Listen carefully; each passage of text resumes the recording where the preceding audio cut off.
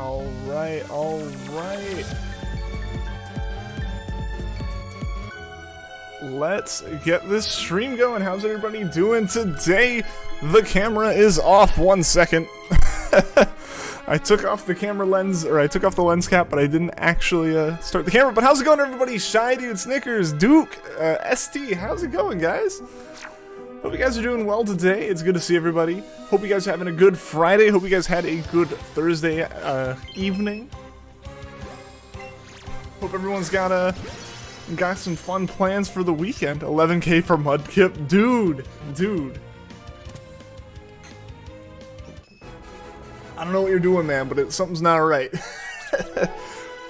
Man, hope you guys are doing well. It's good to see everybody. Not a lunchtime stream? It is a longer stream. It is like a full afternoon stream. Yeah, basically, when I do like the lunch streams and they're just really short, I have to go back to work afterwards. But during the summer, my office does summer hours, which is fantastic. Where basically you work like an extra hour the other days of the week, and you can just get off a little bit early on Fridays for like from like Memorial Day to Labor Day, so it's sort of like summer, you know, kind of to make it feel a bit more like summer, a bit more of a vacation. So I'm taking advantage of that. Plus, I am running on 2.5 hours of sleep and an energy drink because I was up until 5 a.m. this morning on a call for work. So I've put in my 8 hours for the day. So I'm done. I am done. It was supposed to be like a 30-minute call, but stuff went so wrong. And we were up until... like, the call officially ended at 5:11 this morning, and I had a meeting at 8. So, I had less than 3 hours to sleep. You're doing alright so far. I was chilling with your cat earlier. Hey, that's always nice. No shiny is did get a Rayquaza's second raid last night, so it's fine. Hey, that's awesome, though. That is awesome. You're beating the master trainers right now? Awesome. Hope that's going well for you. And you caught 3 shinies. Congrats. Were you able to get Butterfree? I know you were working on Butterfree. Also, we have completed our catch combo, so now it's just a matter of sitting and waiting. We got full shiny odds here. We've got so many Clefairy spawning. We're just going to keep going up and down these stairs, I think. I think this is a little risky because we could see a shiny pop up, like right there. That Clefairy could have been shiny, but I'd already moved towards the ladder. There was no way to see it. That's, I think, the biggest scare of this whole thing. Is that it feels like a Pokemon always pops up right as I move. You're continuing your dreaded Rowlet hunt. You'll find it soon, man. You'll find it soon. It's incredible that it's taken this long. We have 2 current hunts that are like that far over odds, man. That's insane. Also, I definitely think for my own sanity, I'm not going to be doing the up and down the ladder thing. I think I'm going to run around, and then if I need to reload, I'll reload. But we're seeing so many Clefairy right now, I don't think it'll be a problem. You know? Like, pretty much everywhere we run, a new Clefairy spawns. Yeah, see? So I'd rather use lures, and have a chance to go, oh wait, that was a Pokemon that, like, faded off screen that I want to go check out, as opposed to potentially goofing and failing a shiny because we went up a ladder and completely despawned it. I feel like the Save Omega Ruby is a bad ID, and it's hard for, Master Mudkip shiny ID. Yeah, that's not really a thing in the newer games, but I totally get, like, this... I totally get the superstitions and suspicions with that. Like, since you're doing a starter hunt, I would almost say, just say screw it and reset. Reset, gonna do ID. Remember the Butterfree combo? That's a shiny Weedle. Nice! Nice, congrats. I got a Zubat combo and caught a Zubat and another shiny Pidgeotto. Oh, that's awesome. Congratulations, ST. That's great. Alright. So we're gonna go up this ladder and then just come back down.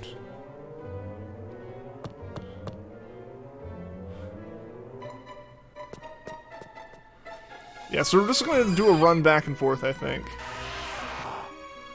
It'll give us the most spawns. It's obviously using lures, but I'd rather use lures than fail a shiny, you know. So I'm very paranoid about the ladders. I'm very paranoid about the number of Pokemon I've watched spawn in, even after I wait for a second or two, right as I go towards the ladder.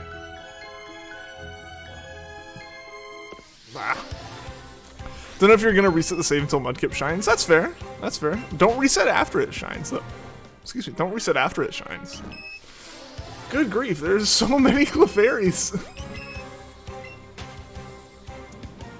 I almost might keep catching some. They've gotten fairly easy to catch, but I would still potentially like for them to be easier. You know? I don't want there to be any risk of us failing the actual shiny.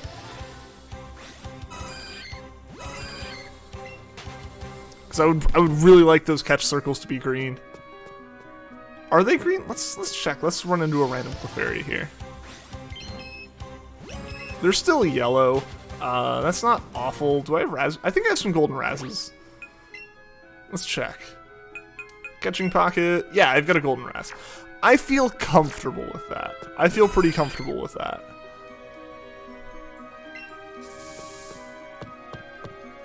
Once you get the next, you're going to trade it up to your Ultramoon. Then you're going to delete the save so you can start your DTQ and Hunt Torchic. That's fair. That makes sense. Really, I should just do that run, because look how many Clefairies spawn in that little run.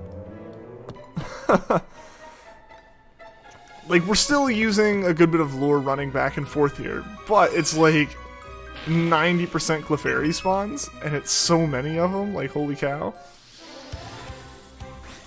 Internet's so bad the stream is delaying, so you said it's a 1.75 so you could hear what you say and catch up to the stream.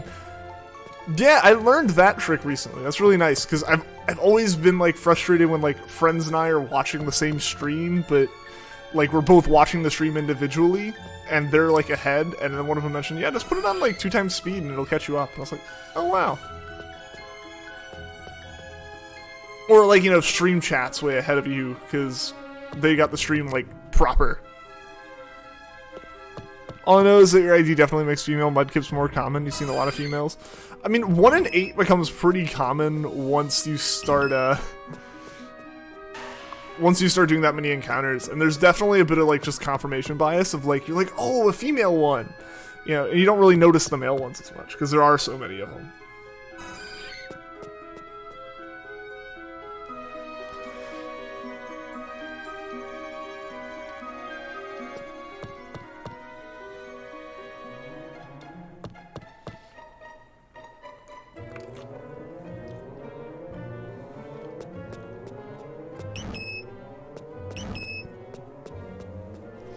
Also, while I'm in Mount Moon, I should grab the Moonstone.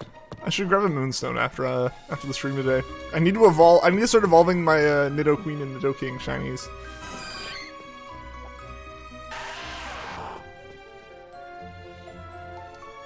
Those are both just sitting there as, like, weird anomalies in my my living decks.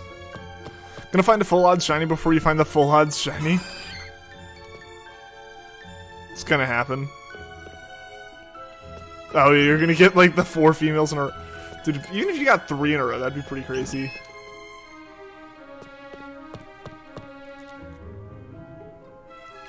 There, the Machamp Master, Gengar Master, Gyarados Master, Pikachu Master, and Alakazam Master. Nice! Just did Toxic Calm Mind twice and spam Shadow Ball. Whatever works, honestly. Oh, Chansey. Bad. Bad Chansey.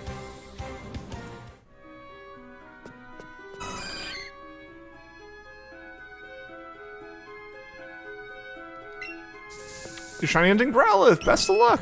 Growlithe is a cool shiny. I need to do that one too. Found 3 in a row, like, 5 times now. Well, 3 more times, and the odds are you'll have found it that way.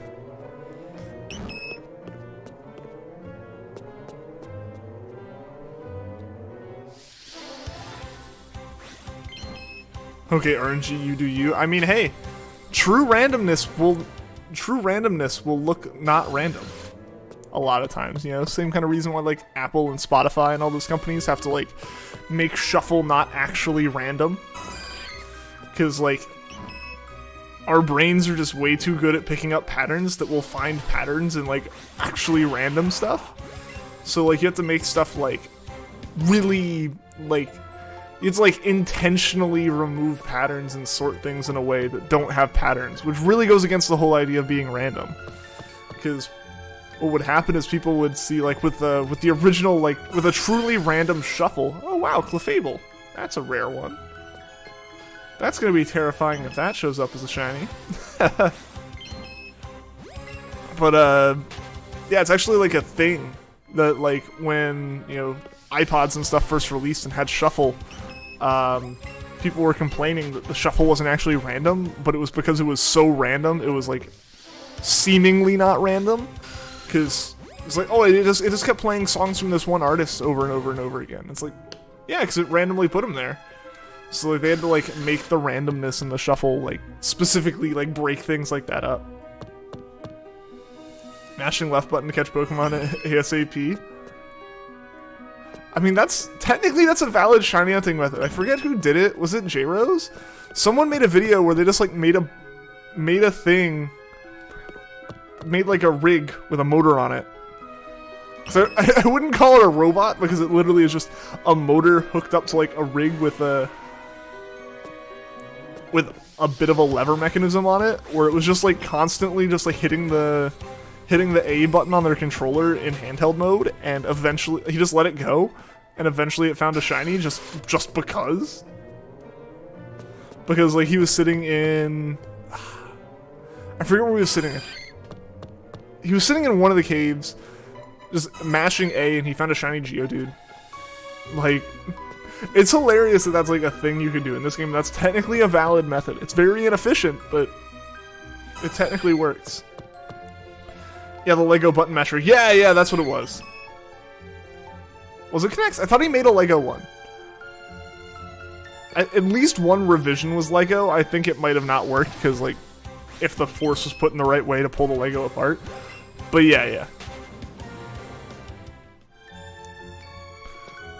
I do remember at one point the jig was Lego, but Connects also makes sense for that. Hey Kevin, how's it going? Welcome to the stream, dude. Hope you're having a good Friday. Saw the Connects pieces? Yeah, I mean, it was a while ago I saw this video, so... I remember there being Lego used at one point, but I think he probably also used... I know he experimented. There were a bunch of different revisions of it because it just didn't, like...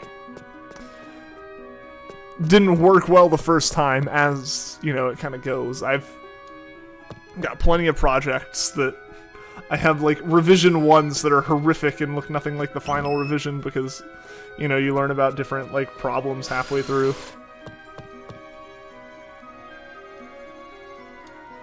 It might have been a mix, too. It could have been a mix as well.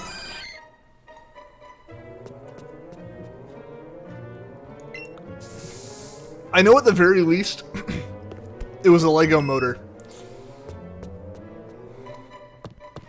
It's alright, shiny hunting a few more Pokemon that I put on hold. I got Hoothoot last night. Hey, that's awesome. And now Registeel. Best of luck with Registeel. Are you watching a webcam of Wolf on a wolf conservation website? No. There's a wolf in front of the camera. Hey, that's awesome. That's so cool. Nah, like, cameras in the wild like that are really cool. It's like those field cameras with the live streams going, or like the ones they put up in like eagles' nests and stuff. Those are really cool.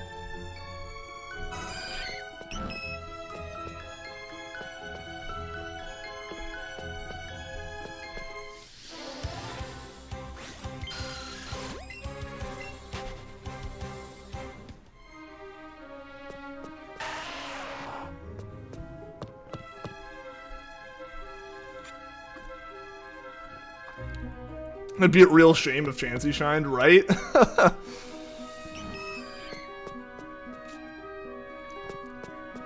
It would be quite unfortunate.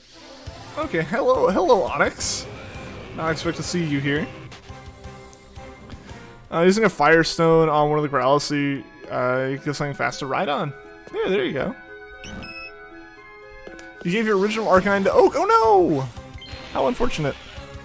Tried Legos, but they ended up using a robot to repeatedly trick the Joy-Con into thinking the left shoulder button was being pressed. Oh, yeah. Basically, it was like wearing it out or something. Something was wearing out with that much pressing and the amount of force. That sounds right. I knew Lego was involved at some point, but Lego definitely isn't the right solution for that.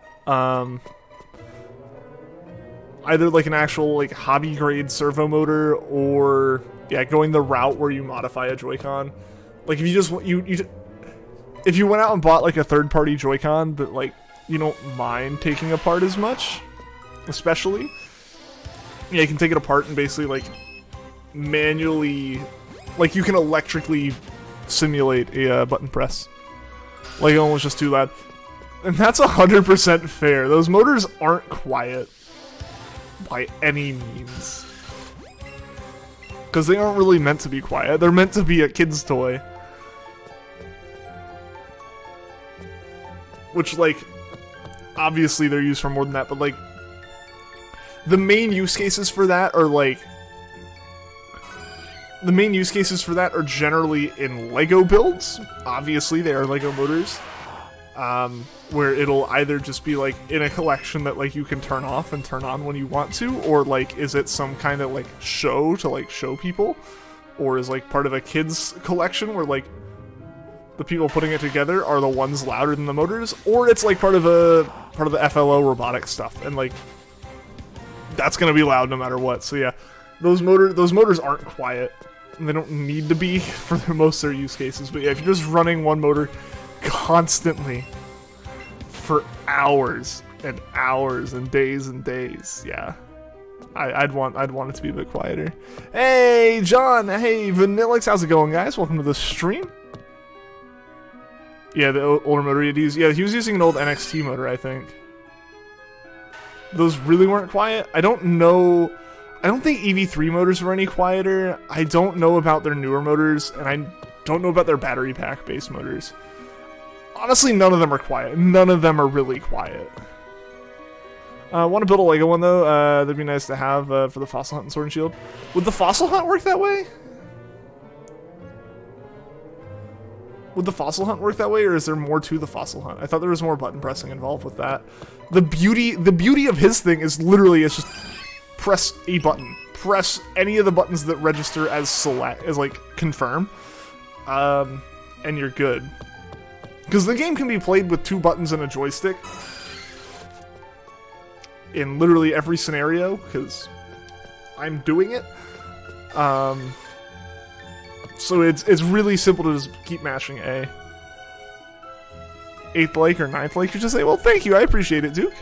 I do appreciate the likes on the stream, guys. They mean a lot, they help out. It was cool seeing so many likes on it before we even got started today. I really appreciate that. And they help out the stream a lot, and honestly, like, it feels good seeing you guys liking it and stuff. Could use a turbo controller, but don't want to buy one. You can just use your Lego for free. That's fair. That's fair.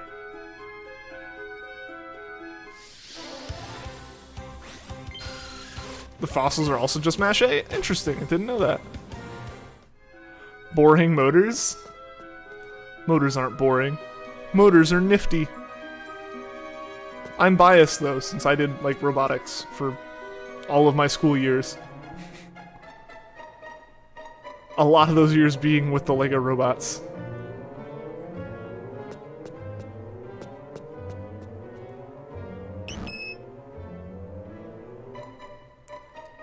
Nifty, you like that word? Nifty is a really nice word, right? Like, it's just super positive.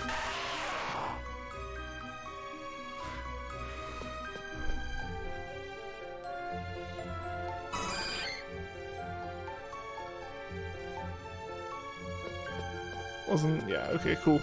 Cool. I want to make one of those shiny hunting bots so you don't have to hunt Rowlet anymore, but then it's Rowlet, and you don't get the shiny Rowlet, it's the robots. At least that's my mentality about it as someone who's built something like that. As someone who has made that. It doesn't feel the same.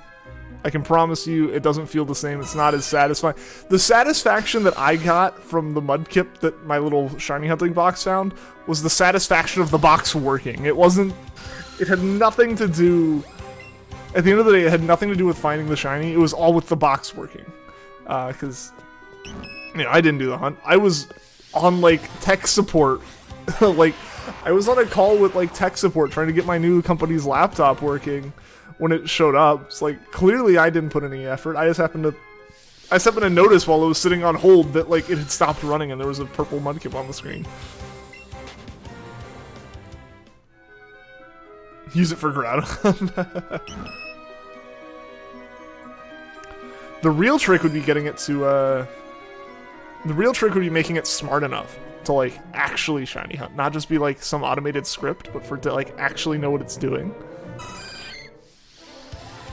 Especially with something like Let's Go.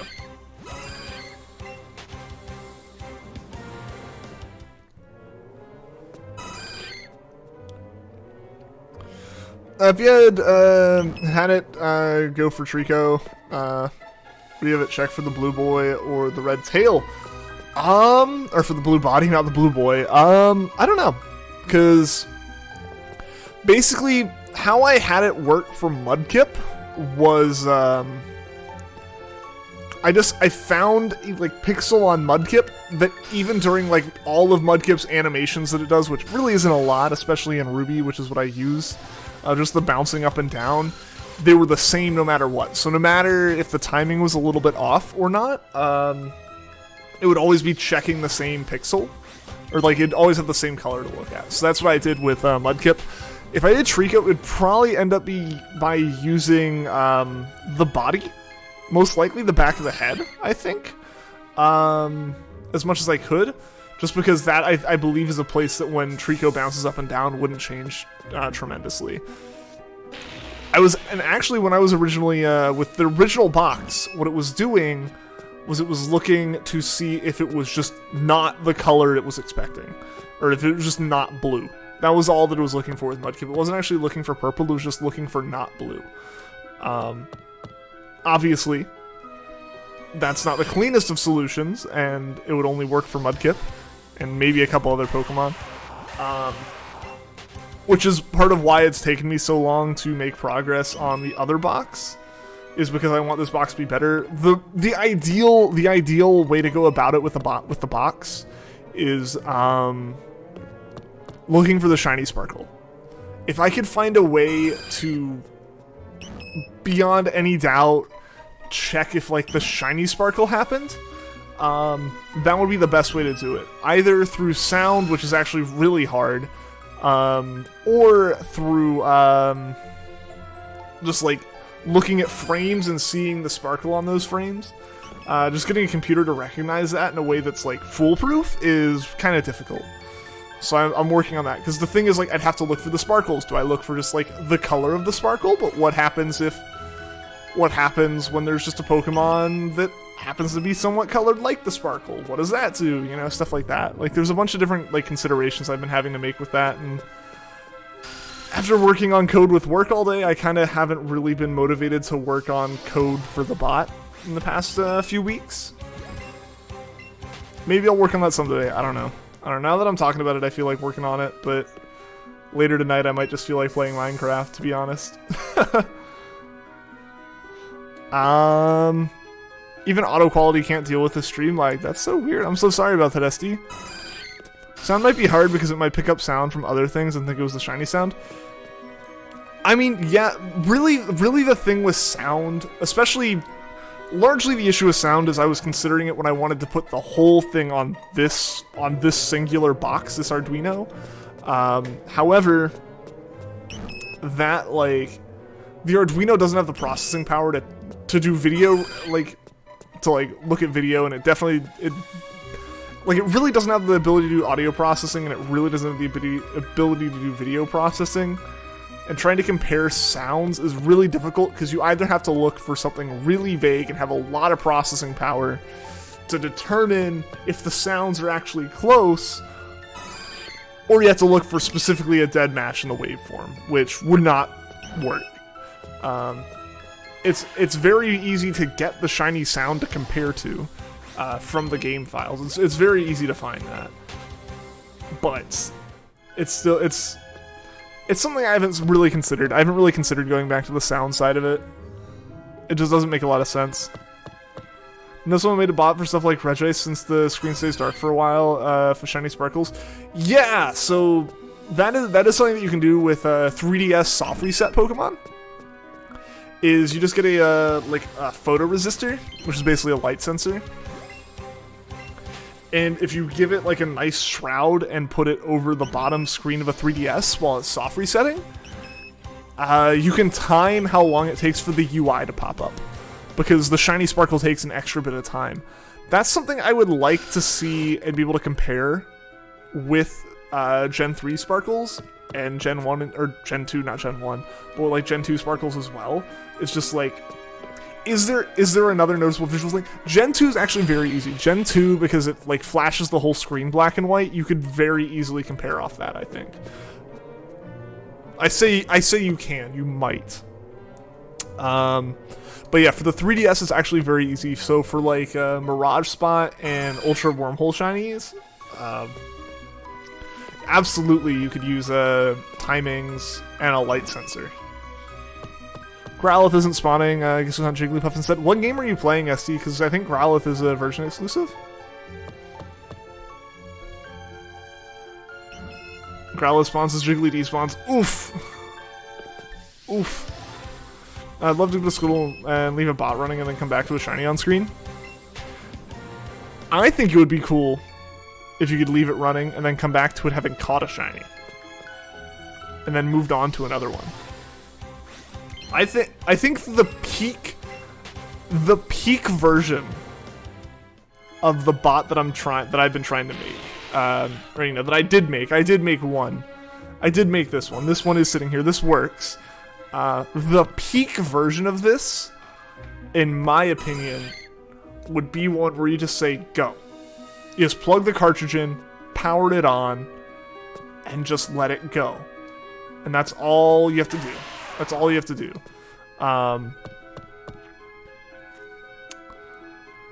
Like, you know, you start it, it's like, hey, you're on Route 3? Hunt for this Pokemon. And it just goes, or just like, hunt for anything on this route. And it just goes, and it catches it. And it knows how many Pokeballs it has. And then it just keeps going for it. I think that would be the peak version of that. Is something that's just like, truly is automated. I think that would be the peak version of that. I think that would be like the ultimate thing where it's like, again, I would very much so not consider them my shinies. Personally, again, it's kind of the thing I talked about in the video. I just don't think they're I don't think it's fair to count them as mine. I think they're legitimate shinies, but they're not like my shinies. So I don't really consider them to be mine. Whereas, like, the bot itself, like, the achievement of making the bot work, I think, is pretty big. Notice the bot that automatically does Masuda and Gen 8. It won't know when the shiny appears, but it'll do the hunt for you. Yeah, I mean, because that's the kind of thing, right? Like, where you can just have it run and run and run. You can give it, like, 1,000 eggs and be like, run.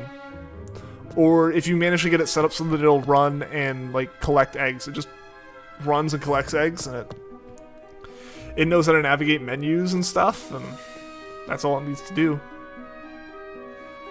You can leave it running, come back, and check your boxes for shinies. Then you can check for squares. Yeah, but like again, that just gets to the thing where it's like, I think it's really cool in theory, and that's kind of why I've done what I've done, but I wouldn't really consider it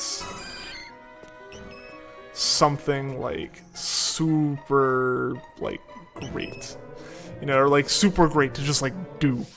It's one of those things where, for me, it's very much like the bot is itself, and I'm taking every measure I can to ensure that like there's no tainting of like my Pokemon. Like my shiny collection is my shiny collection that I've hunted for, not what I've programmed a robot to go into. You know, I think in its own right. Yo! Guys, there we go. Shiny Zubat. I actually don't have one of these. Little Barnabas, what is going on? Welcome to the stream. How you doing?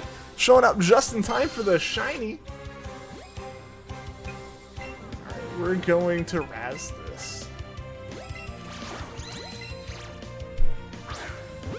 See if we can catch this. No!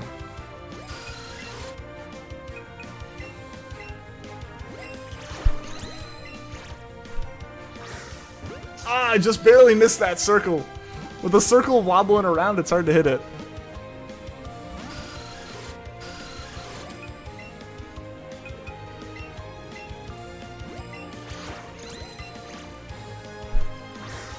Oh, come on. Come on. You broke the catch combo. Yeah, but we got a shiny, so it doesn't matter. We'll build the catch combo back up. That's no issue. That's no issue. I've never worried about like breaking a catch combo over catching a shiny. Notice I thought it wasn't a shiny because you're used to the Gen 8 surprise shinies. Oh, like the ones that they get to show. All right, let's go ahead and save. Let's check this guy out real quick. Go ahead and mark him as a favorite. Because I actually don't have a Zubat shiny yet, of all things.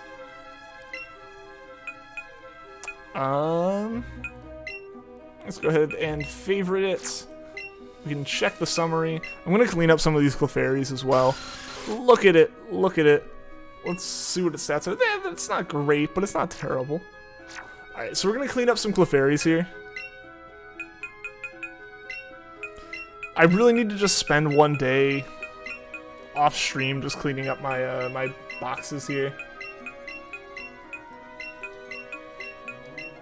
Because like I've kind of built up a good number during streams, so I just kind of forget about it, to be honest. I don't really think about it a lot of times off stream. But yeah, look at the number of Caterpies we've got. You know, stuff like that.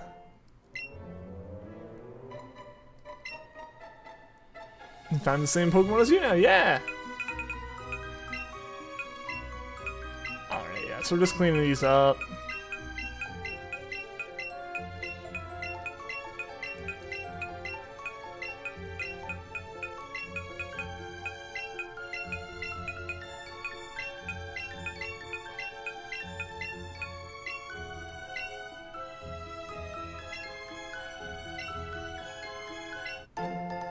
Hold on, is this Pidgey and this Oddish up here, like, just straight?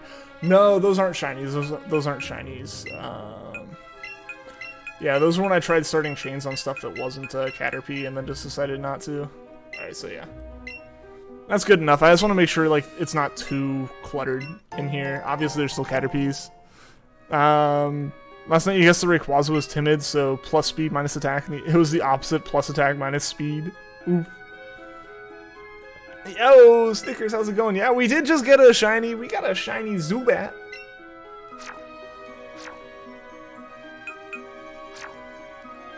That's the first shiny Zubat I actually have found in these games.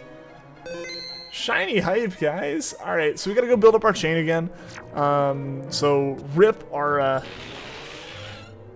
rip the Clefairy spawn rate we had going. But that's fine, that's fine. For finding a shiny, you know, no complaints from me. No complaints from me. Never seen your Oras starter shiny before. The Sparkles. Looked away when the shiny appeared, so you only knew by Sparkle. Ah, yeah. I feel that. There have been a few times I've had that happen. I think the very first shiny ever on the channel, it was that Uncatchable Zigzagoon, so it wasn't the first one we caught. For the first one on the channel, I only noticed because I heard the Sparkles. Like, I saw Trico wasn't shiny, and then I just stopped paying attention and was reading chat. Happened with Mudkip and Trico. Oof.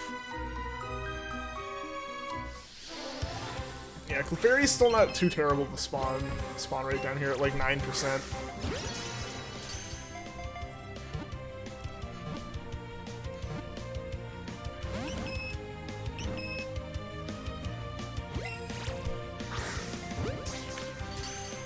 That should have counted as an excellent.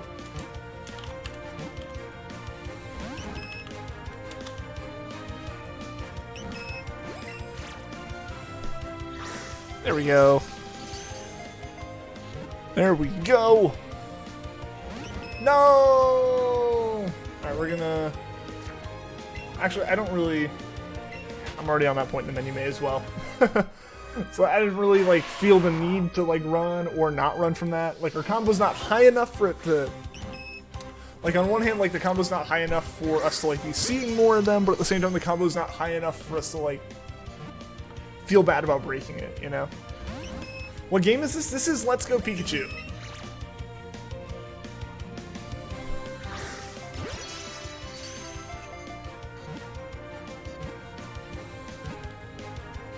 Yeah. I have Let's Go Eevee, but I haven't really played it much. I need to, because there are a few Pokemon that like I want to hunt over there, as well as I think that's where we're going to hunt Shiny Mewtwo.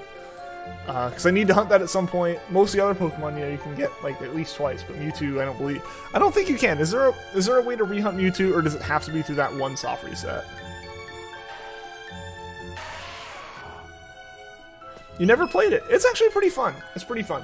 When it first came out, I enjoyed playing through it, and I didn't really like the shiny hunting, but going back to it, I've really enjoyed the shiny hunting. I've actually really enjoyed streaming the shiny hunting.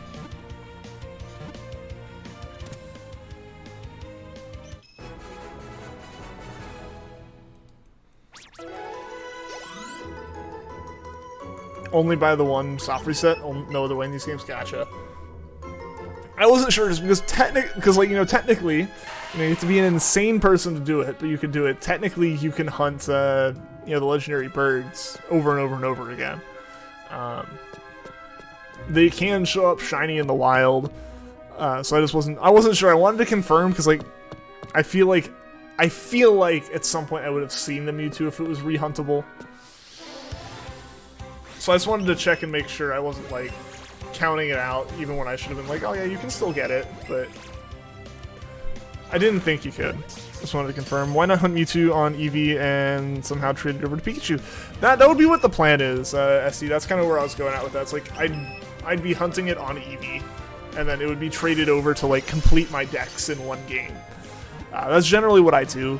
That's something that is a benefit that would come with having a second Switch, is doing that trade.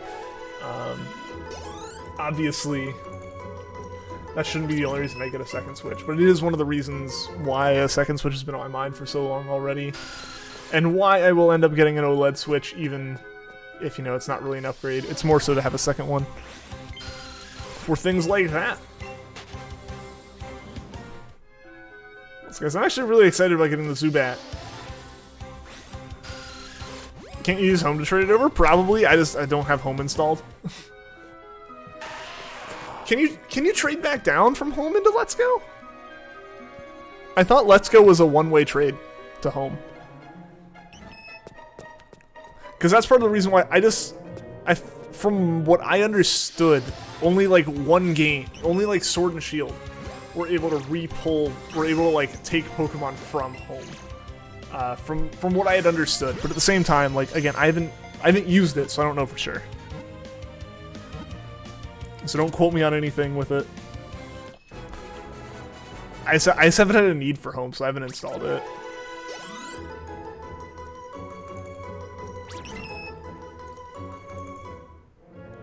How do you trade Pokemon to yourself from Eevee to Pikachu and vice versa? I believe, in general, you would need a second person, I think. Unless you can trade from home, which again, I don't actually know on that.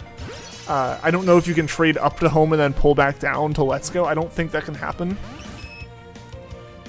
Like, how like Pokemon Bank can only go one way into home. I think Go can only go one way into home. I think a lot of it only goes one way, and the only way out is to go into Sword and Shield if the Pokemon's available in Sword and Shield. At least that's my understanding of it.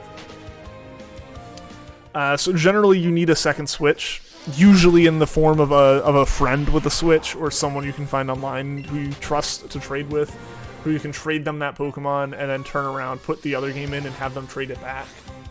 That's how I did it in Sun and Moon when I didn't have Pokemon Bank and I didn't have a second 3DS. Yeah, so you would need like another person to trade with you.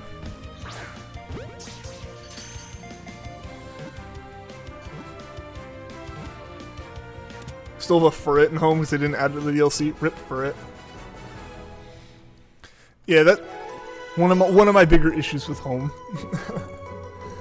is the fact that it is possible to get Pokemon stuck there. Obviously, it's not like a permanent stuck. They'll be able to come out in some game in the future, but like that doesn't change the fact that for right now, a Pokemon just can't be used anymore. It's like, oh, it's like you can put your whole team in home and it just not be able to come back out.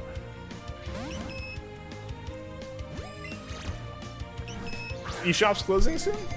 When's that happening, Vanillets? Did they like make an announcement on it?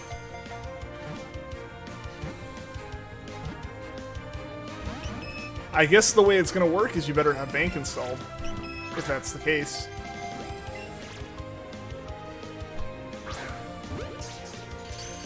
Do you think Gen 9 will have both Square and Star Shinies or just one? I kind of hope just one. I think, like... I think the whole idea with, like, Square versus Star and then, like, Marked and all this stuff is, like, a weird... Oh no.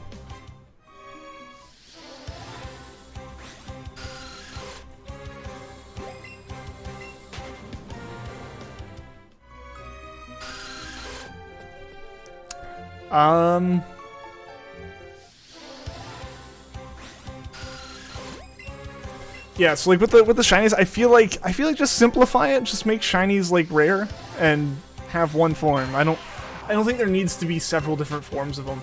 It's kind of one of those things where they've introduced it though, and it's like, do you remove it? Do you just suddenly make all these Pokemon that people worked extra for look like the normal ones? Like, but it's to me, it's weird. I'm not a fan, but it's probably just one of those things where it changed since I started. Therefore, it is new and different, and I don't like it. You know, that kind of mentality. For me, it's kind of like, oh well, like. So now you've made it more difficult to get the super rare one. Like, basically, I almost feel like it's something where Game Freak was kind of like, oh shoot, people have, like, completed Shiny Living National Dexes. Rarer Shinies, I guess. It's like, no, like, 3 people were insane enough to do that. Let's not make the feat impossible for everyone now, you know, to get the rarest ones. Leafly, what's going on? How's it going? Welcome to the stream. Japanese Nintendo account announced they'll be shutting down payment services on the eShop. When? Was an important question. Because it makes sense it'll happen eventually, but when is important.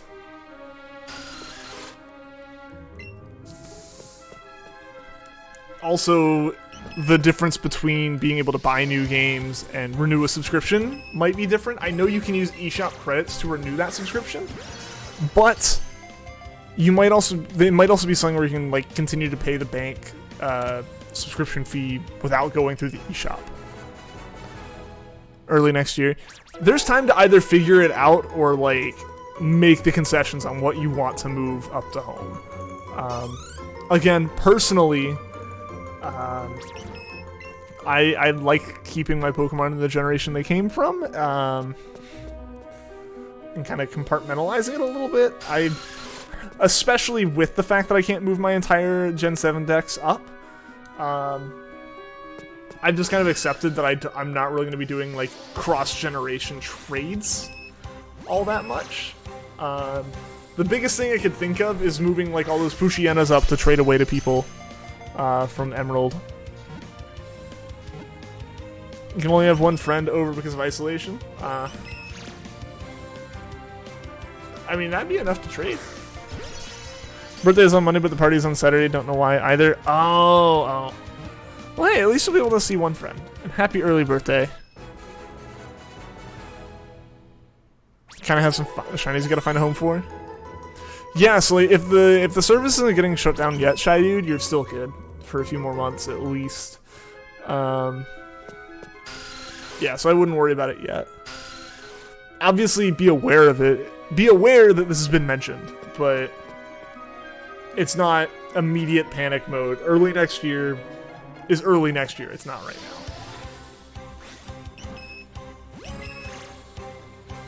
You know, we're talking at least 5 more months, so you got a little bit of time. Highly doubt they'll shut down Bank. Home relies on it with some features. Yeah, it'll just be interesting to see. So it definitely seems like what they might be saying is you can't buy anything on the eShop anymore. But like, just renew your subscription to Bank through the Switch. I don't know, maybe they'll rework it so that Bank and Home are a single subscription. That would be enough. It would also probably get a few more people to transition to bank subscription or to home subscriptions, I would think.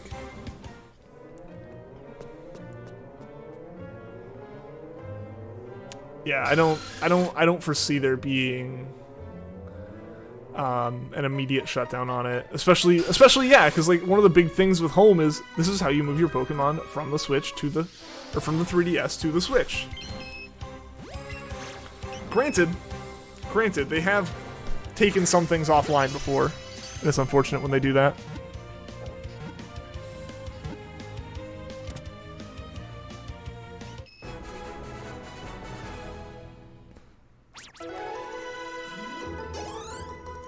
Dumb question: if you have Pokemon Bank and your subscription runs out, will it go away forever, or will you have to wait to get it back?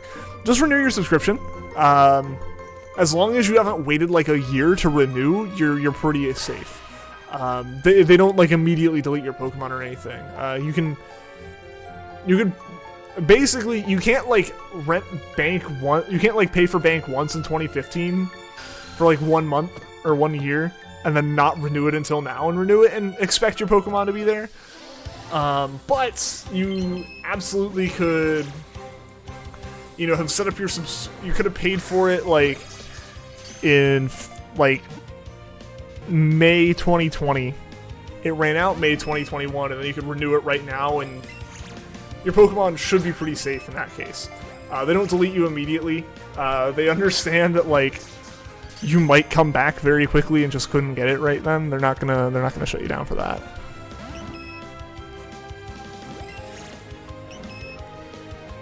It's strange that they're making you not able to buy anything, but keeping the eShop up. Payment services are expensive to maintain.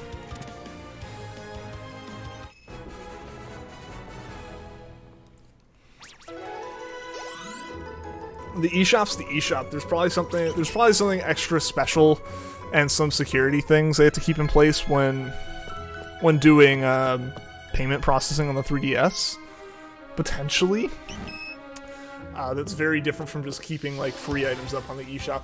I don't know. Also, I want to look into it more myself because it does seem weird. Like, it makes sense for everything to shut down eventually, like, obviously. But we're also talking about the 3DS shutting down right now after, like, people were upset that we were starting to see, like, PS Vita stuff and PS3 stuff get shut down, so I don't... It seems very early to me. To me, it seems very early for that to shut down. It is Nintendo, so common sense can go right out the window. You know, that's not something that would shock me by any means. They did that with the Wii, kind of. You can't buy points anymore, but if you have points for the Wii shop, you can still download stuff. Yeah, I guess in Student they'll remove online compatibility too. I don't know on that front. One of the big things that you can see happen is sometimes you will have a system like that, like, doesn't really run on dedicated servers, and you can get away with it running still. Because it's just connecting peer-to-peer, and it's really cheap to keep that infrastructure up. Night to chat, maybe with a more colorful account. You have to chat what? Hey, failed anime girl, what is going on? Welcome to the stream.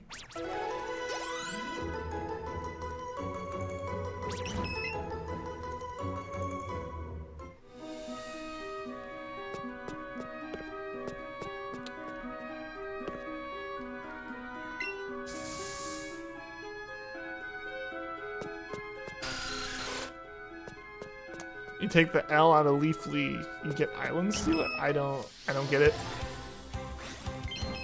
Rip online competitive battles, gonna visit your friends in person to battle them. I mean, again, it might not for a while still. I would... Also, Pokemon services are different from Nintendo services and stuff like that. They are, as intertwined as they are fundamentally different things. The only way you could have stuff shut down is, like, if Nintendo kills infrastructure that Pokemon sits on top of, that can happen.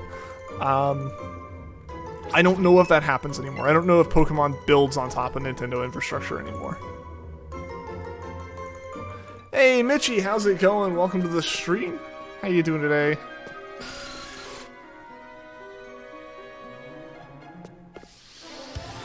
No, it's gonna happen. This shit on the Wii in like 2019. Yeah, the Wii had support for a while. Like I forget when they started dropping. The Wii was losing support from various things at points.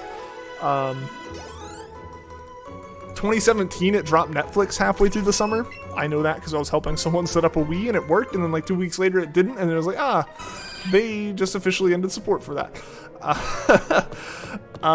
But yeah, like some things still worked with it. It eventually becomes a matter of like, is it costing them money to leave it up? How long is it costing them money to leave it up? Did they promise to keep it up for people?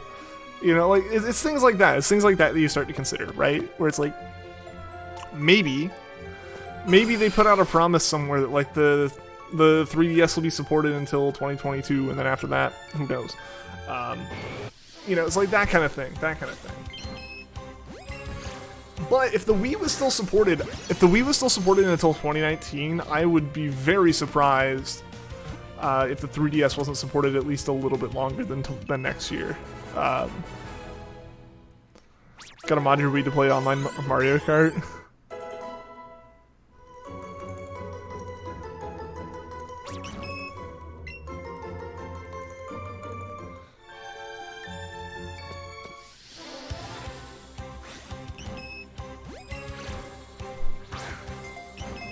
That didn't work at all.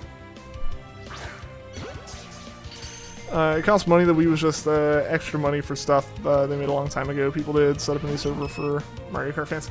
Yeah, I mean that is a thing. I mean you see it with the DS mystery gift DNS server tricks. Like fans will set up servers for stuff like that. That's not one of the things that can both be terrible and great about the internet is that nothing's ever gone forever. People with the technical know-how can set it up. I mean, Game Freak already set it up once. You know, some people can set it up again. There's nothing stopping them.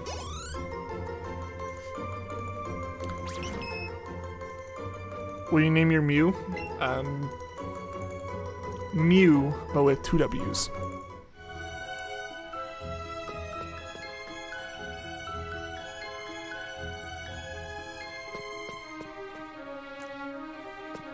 Prime example of Mario Kart Wii servers and old Pokemon servers. Yeah, so like they won't ever really be gone. Officially they might, but like fan projects will keep a lot of stuff alive, and once it's at the age like that, I mean, Nintendo's not making money off of those sales anymore. So like they don't particularly care. Also, it feels like there's just like a tiny cat hair sticking out of my mouse pad. I keep feeling I'm trying to get it to go away. There we go. So Loki, it was so cool seeing Gen 4 4 Plus Wi-Fi back. Yeah, I mean, you'll always see that kind of stuff, right? Like, I mean, like Halo, like old Halo servers get brought back and things like that. Like, if you can connect something to the internet, you can connect it to something that, like, revives a service that was shut down. Kitty, she's taking a nap. She was up here at some point, probably last night while I was asleep. So many things are running into me, I don't want to run into me.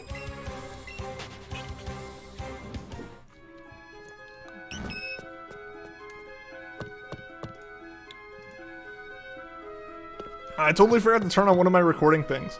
I have the footage of Zubat, but I was hoping to get some other footage of it. I'm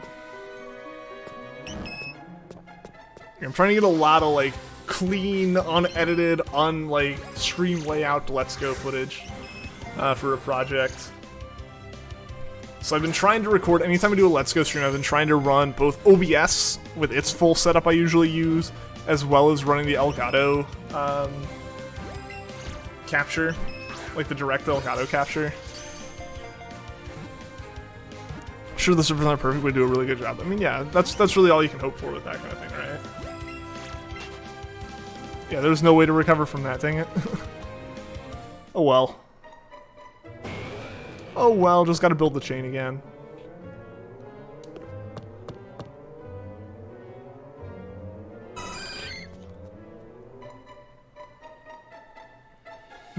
How many lures do we have left? That is a valid question, I think. Max lure 17. All right, that's not fantastic. So we're gonna start doing the ladder trick again. It's risky, but it's a lot less risky when like we're talking, you know, full odds instead of like boosted shiny odds.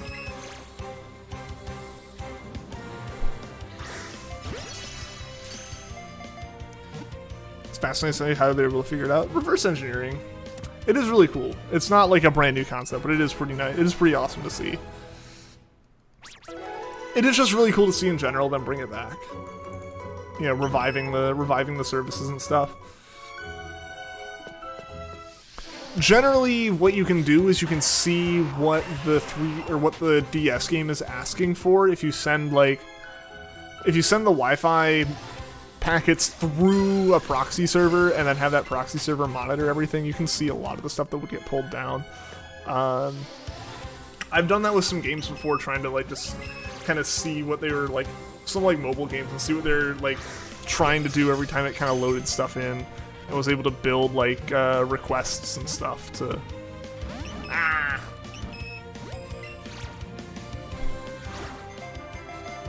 even more but yeah.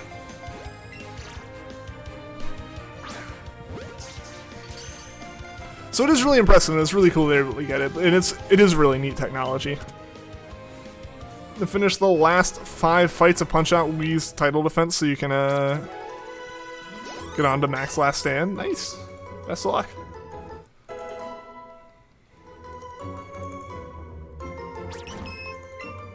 And also, guys, thank you again, everyone, for leaving likes on the stream. I really do appreciate it.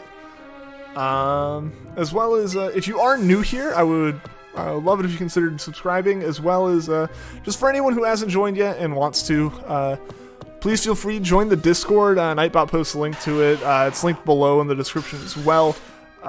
It's a fun place to hang out, just kind of talk Pokemon and a whole bunch of other stuff, as well as if you want to make sure you know when a stream starts. I always post an announcement for every single stream that goes up. You know, that way, no issues with any kind of like YouTube notifications and stuff like that not working. So, if you aren't over there, would love to have you over there, as long as you are, you know, allowed to have a Discord account, because there is like an age requirement and such. Kicked butt in Mario Kart DS Online. I never played any of the DS Mario Karts. None of the handheld ones. I really didn't have that many games for my DS, thinking about it. Like, I had like New Super Mario Bros, I had Clubhouse Games, I had Pearl. Yeah, I can't really think of anything else. I know I must have had some other games, but I just can't think of them.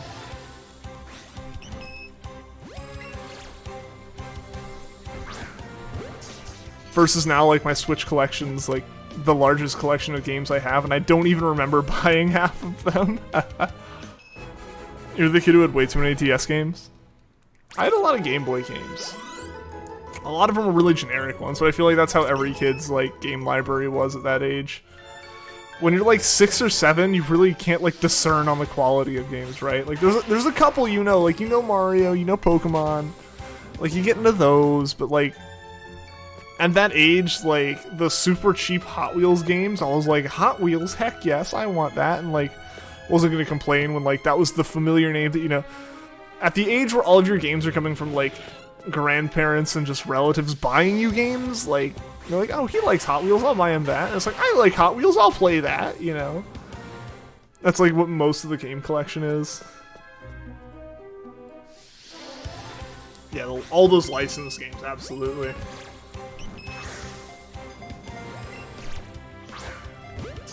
And I mean, I guess it's probably just because I'm not the age group that's looking at those now to have a whole bunch of my collection.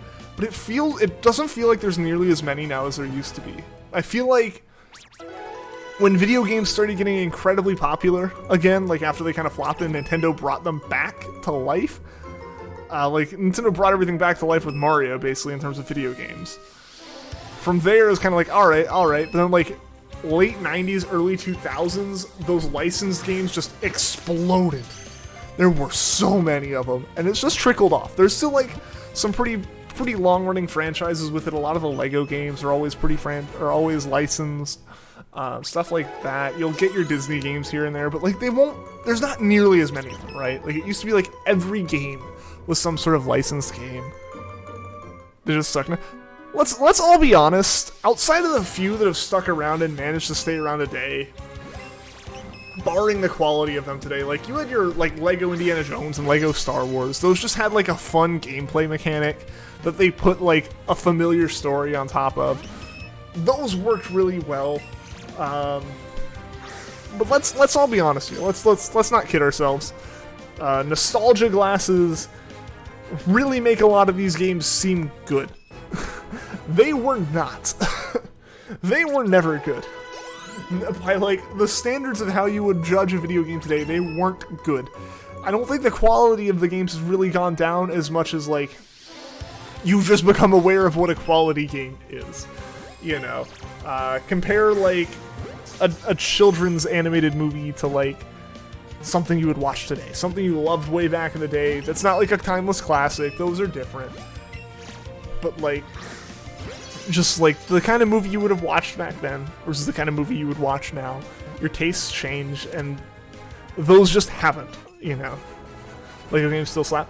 Yeah, I haven't played any of the recent ones, so I can't say, but those Lego games had a very solid gameplay loop, and that's why I said they're kind of the exception, and why they're still around while some others aren't. But I feel like so much of it's moved away from like licensed games. And it's kind of a thing where it's like I don't know which is better or worse. To an extent, I think the modern games, the modern kind of tactic can absolutely be worse when it's too effective. But I feel like we've really traded licensed games for free-to-play games with tons of microtransactions for like cosmetics.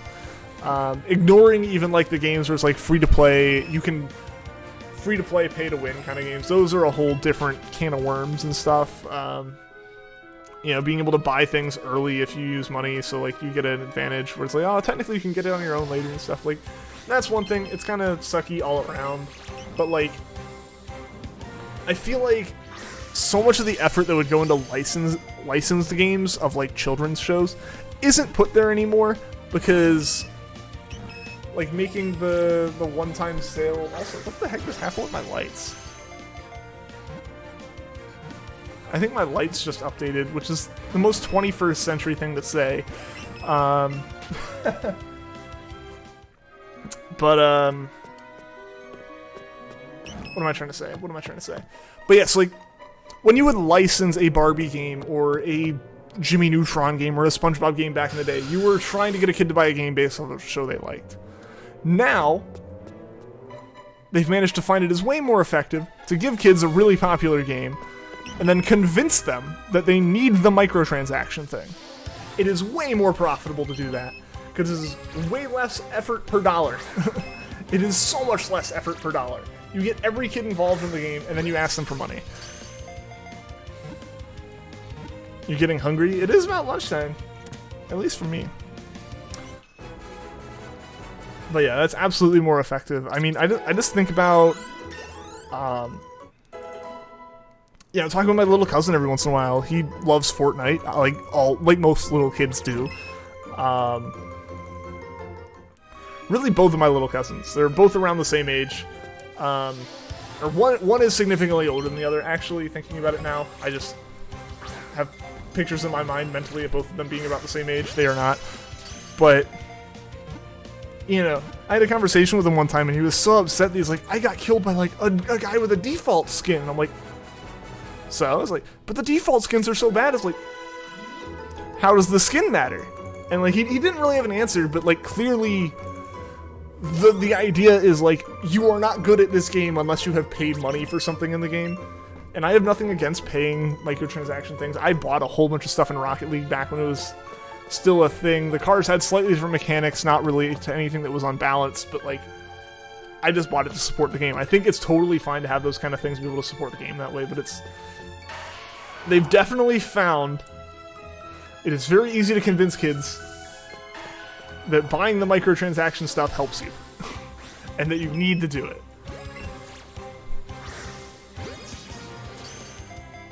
It's past lunchtime. You should have ate 2 to 3 hours ago. Dude, get some food. Fortnite's cringe. I mean, it's always fun to like meme on it, like, you, Fortnite. I get that. But at the end of the day, we have to accept it's not like a cringy game. There's a lot of people who like it. Minecraft used to be the game that was called cringe. Now it's like the best game of all time. It's been fantastic since the start. But yeah, so it's like, it's way more effective to do that now. It's way more effective to do that now, and I think that's part of why we don't see licensed games anymore. Or at least not as many of them.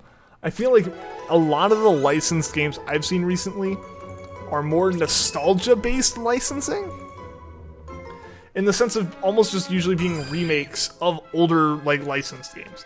Things like the, rehydrated SpongeBob and stuff like that. Like, genuinely just remakes of old licensed games. I think that's what we're seeing more of now. Because again, if you're just trying to make a cash grab to go after, like, kids, microtransactions in a free game's way better. It's a way more effective. I wouldn't say better. At least not morally, but monetarily.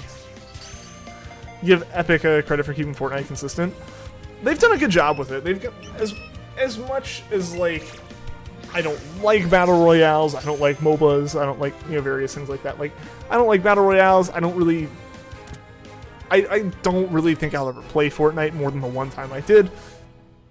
I can respect it. I can respect it for managing to stay on top as long as it has. They've definitely done a good job at continuing to make it profitable. Epic is a very smart company, even when they do things that I don't agree with, they do it smart for them, Like, it's like, I see where they're going, and it's, for their goals, it's the right play, Better get your mudkip today? I hope you do, man. I like playing Fortnite whenever you're playing around with your friends and screwing around. Yeah. I respect that. I've been getting so much more back into Minecraft recently. That's really the game I enjoy messing around with friends and stuff in. But again, I've mentioned this before. The biggest issue I always have on Minecraft servers with friends, at least with some of my buddies that I usually end up setting these servers up with, is like, everyone's super into the idea of starting a new world. We all play. And to an extent, it's kind of like 2 or 3 of us causing the issue. I am one of them, but at the same time, like, I want to play Minecraft. I'm not going to not play it. I'm not going to not play it when I'm super excited about it, That's the whole point of this. But generally what happens is, like, everyone's on for those. It's like, we play for like 6 straight hours the first day we boot up a new server. Everyone's, for the most part, got farms and stuff going, like, normal, like, little potato farms and wheat farms, all, like, manual and stuff. The 6 hours end, everyone kind of hops off. A few of us start hopping back on to, like, auto harvest farms and stuff like that. And then I'm going and finding the nearest village with a boat to bring back a villager. Or 2 villagers to start crimes against villager, like, humanity. Stuff like that. And, like, then the guy who logs back on is like, oh, we're already, like, oh, you guys automated all your stuff. I'm not as interested now. It's like, but why? Just play the way you want to play. So, like, it ends up dwindling, because as soon as, like, one person stops playing, another eventually does. And then eventually there's, like, 2 of you, and then, like, you just kind of stop. I got added to a server yesterday with some other buddies from high school. where I got added to their Discord server and everything, and it's like they beat the Ender Dragon a week ago and they're still playing? What? I can finally play on a world that has Elytra? I've literally never used Elytra in all the time I've played Minecraft, because every server that I played on with friends has completely died right after beating the Ender Dragon. Because usually everyone's pretty out of it until we're like, hey, do you want to fight the Ender Dragon? They're like, oh, I'm not geared up. And it's like, look, I'll just give you all the armor you need. We're going to go fight this Ender Dragon in an attempt to get him back, and then they don't come back.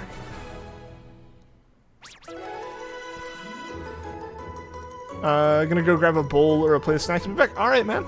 Hey, Plushko, what's going on? Welcome to the stream. Glad to have you here. Welcome to the middle of my rant about my Minecraft woes.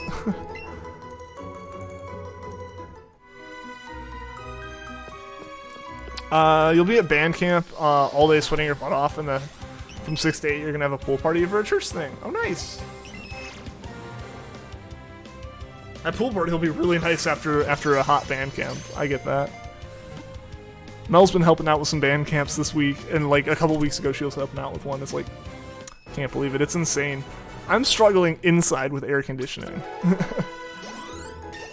But I know people, everyone I know in band is like in insane pain and constantly complaining about it while they're doing it, and then they're done and they're like, oh, I wish I could do more of it. Generally, I have had a couple times where they're just like, I'm done with this. It's like, that's fair. But like, in general, I feel like that sentiment is more towards specific bands and not so much to band as a whole. It's such a pain, but worth it. Like, again, yeah, that's really what I feel like the sentiment is like everyone like hates doing it, but then when they actually, like, they hate being in the middle of it, but then like, once they're done, they're like, that was good.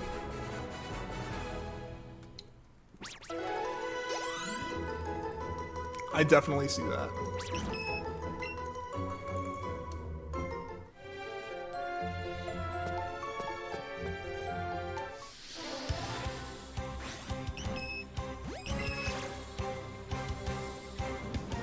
For me, it was robotics stuff. Generally, I didn't really ever have like complaints while I was at it. There were a few times where I did, and I felt it justified. I still feel those days justified, but in general, yeah, I enjoyed that. That was most of my summers. I went into school like most days over the summer, even though it was closed. Except for like the one room that our like engineering teacher would open up for us to like do robotic stuff. And we'd all like go get Zaxby's or like Subway or something for lunch and then come back and work on robots more. We'd be there from like 9 to 4. We would be there in an entire school day over the summer usually. And then like all day on Saturdays and after school every day of the week. That was definitely my thing in high school. And I always forget that I lettered in it. I technically got a varsity letter for that. I remember like totally having forgot about it. My dad mentioned it. I went, no, I didn't. He was like, yeah, you did. And then I forgot about it again until we were cleaning out like my room for like selling the house and everything. I was like, oh, hey, here's my letter from that.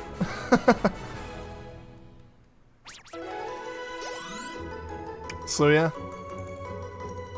I technically could have had a Letterman jacket for robotics. Would have been the nerdiest Letterman out there.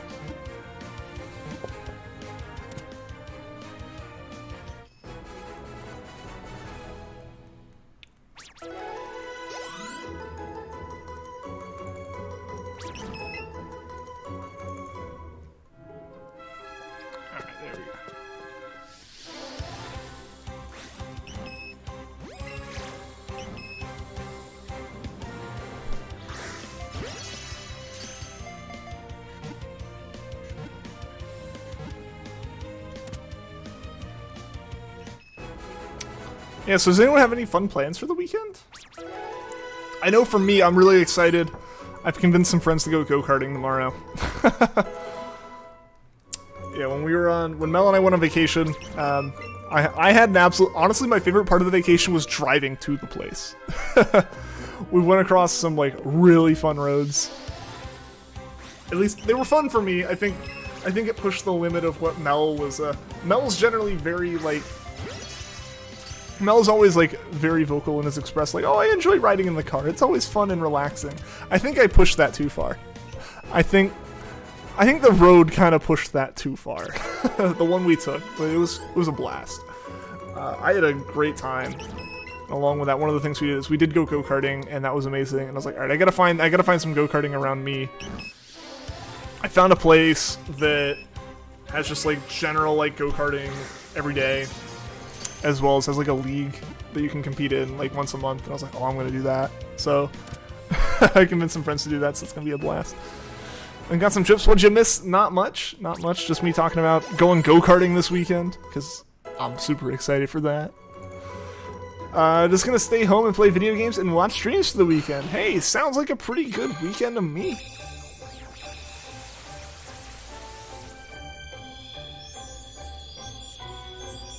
But, you know, I'm so excited about go-karting. We went to this place. Some of my friends went to this place once back in 2015. It was 2015. It was between like graduating high school and starting college, so all of us are still in town and like trying to find things to do.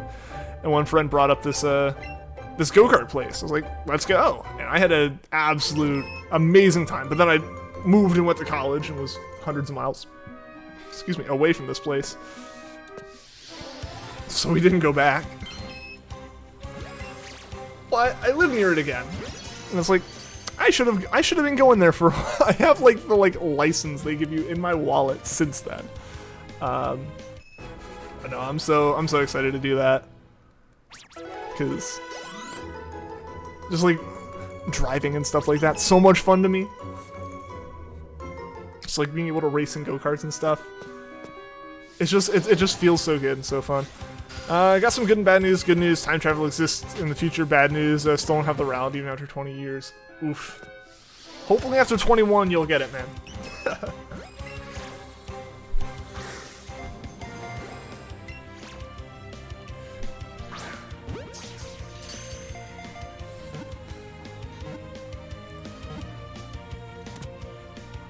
I'd try recording the go-karting, but they have a very explicit no GoPro rule, which I can understand why.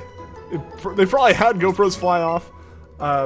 They will sell you or like rent you a camera to film all your stuff. So I'm not paying the money to rent like a camera that mounts to one of their helmets. Hey Gabby, how's it going? How are you? Your cat just stole your spot on the couch. Well, I guess you gotta find a new place. That's the cat's place now. But how's it going, Gabby? Good to have you here.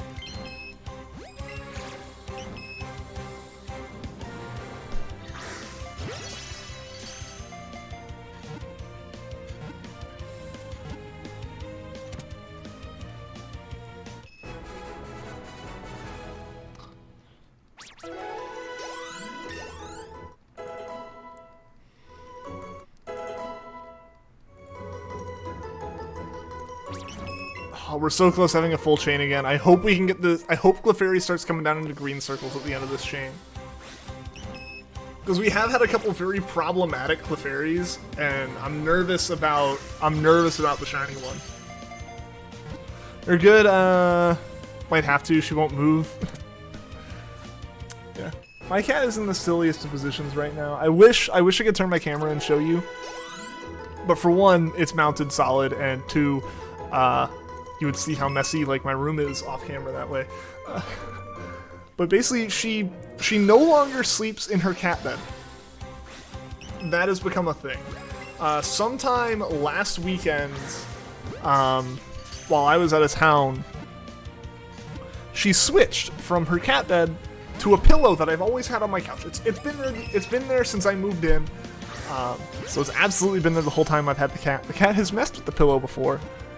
But I came back and she was never in her bed. She was always sitting on this pillow. It's a Rubik's Cube. Ah, no! Our chain was so high. Ah.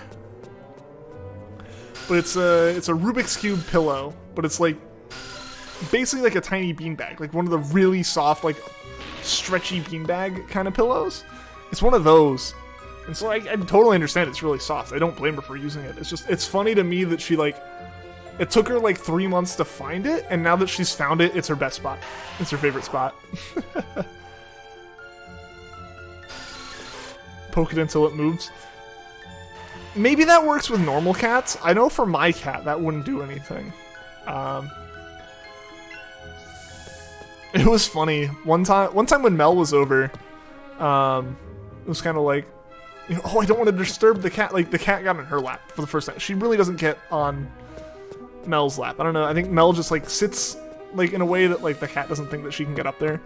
Oh, man, I need to go after that Clefairy. But one time, cat got in her lap. And she was kind of like, oh, you're on my lap. It's like, oh, I don't want to get you up. She's like, I'm going to gently, like, wake you up so that you, like, move on your own, you know? Like, basically, like, make the cat feel less comfy, and the cat will move. You know, cat gets annoyed immediately by, like, you moving at all. No, did not work. Did not work at all.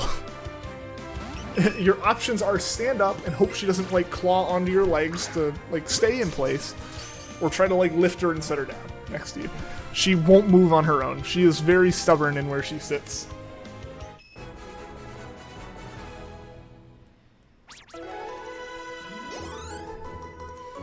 I think the only reason my cat will ever, like, move when I just kind of, like, walk towards her is if she thinks that I'm going to give her medicine. Which is a fair thought. I have to give her medicine pretty much every day. If she doesn't eat the medicine with her food, I have to give it to her manually. She's not a fan of that. But yeah, right now, what I was kind of getting at is she's half on this pillow, half off the couch. She's like, she is absolutely very close to sliding off the couch right now. Cat has the exact personalities you, stubborn and sassy. Aw, meant for each other. Eat the cat, it's a delicious snack. No. Not approved by cat. But yeah, so, yeah, my cat is very, very much determined to sit wherever she wants to sit, sleep wherever she wants to sleep. And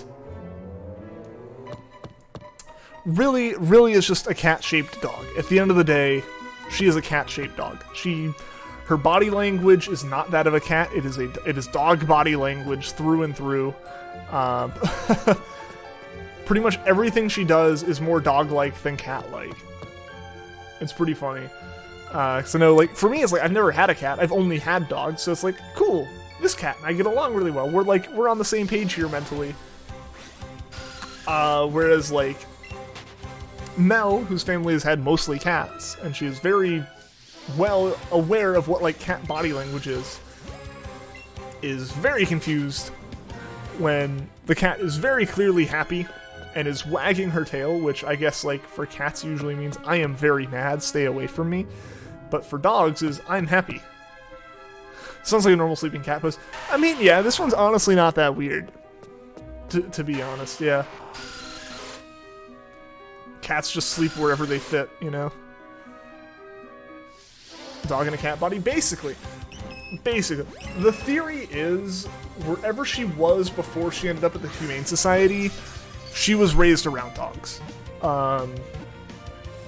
She almost certainly spent most of her time around dogs.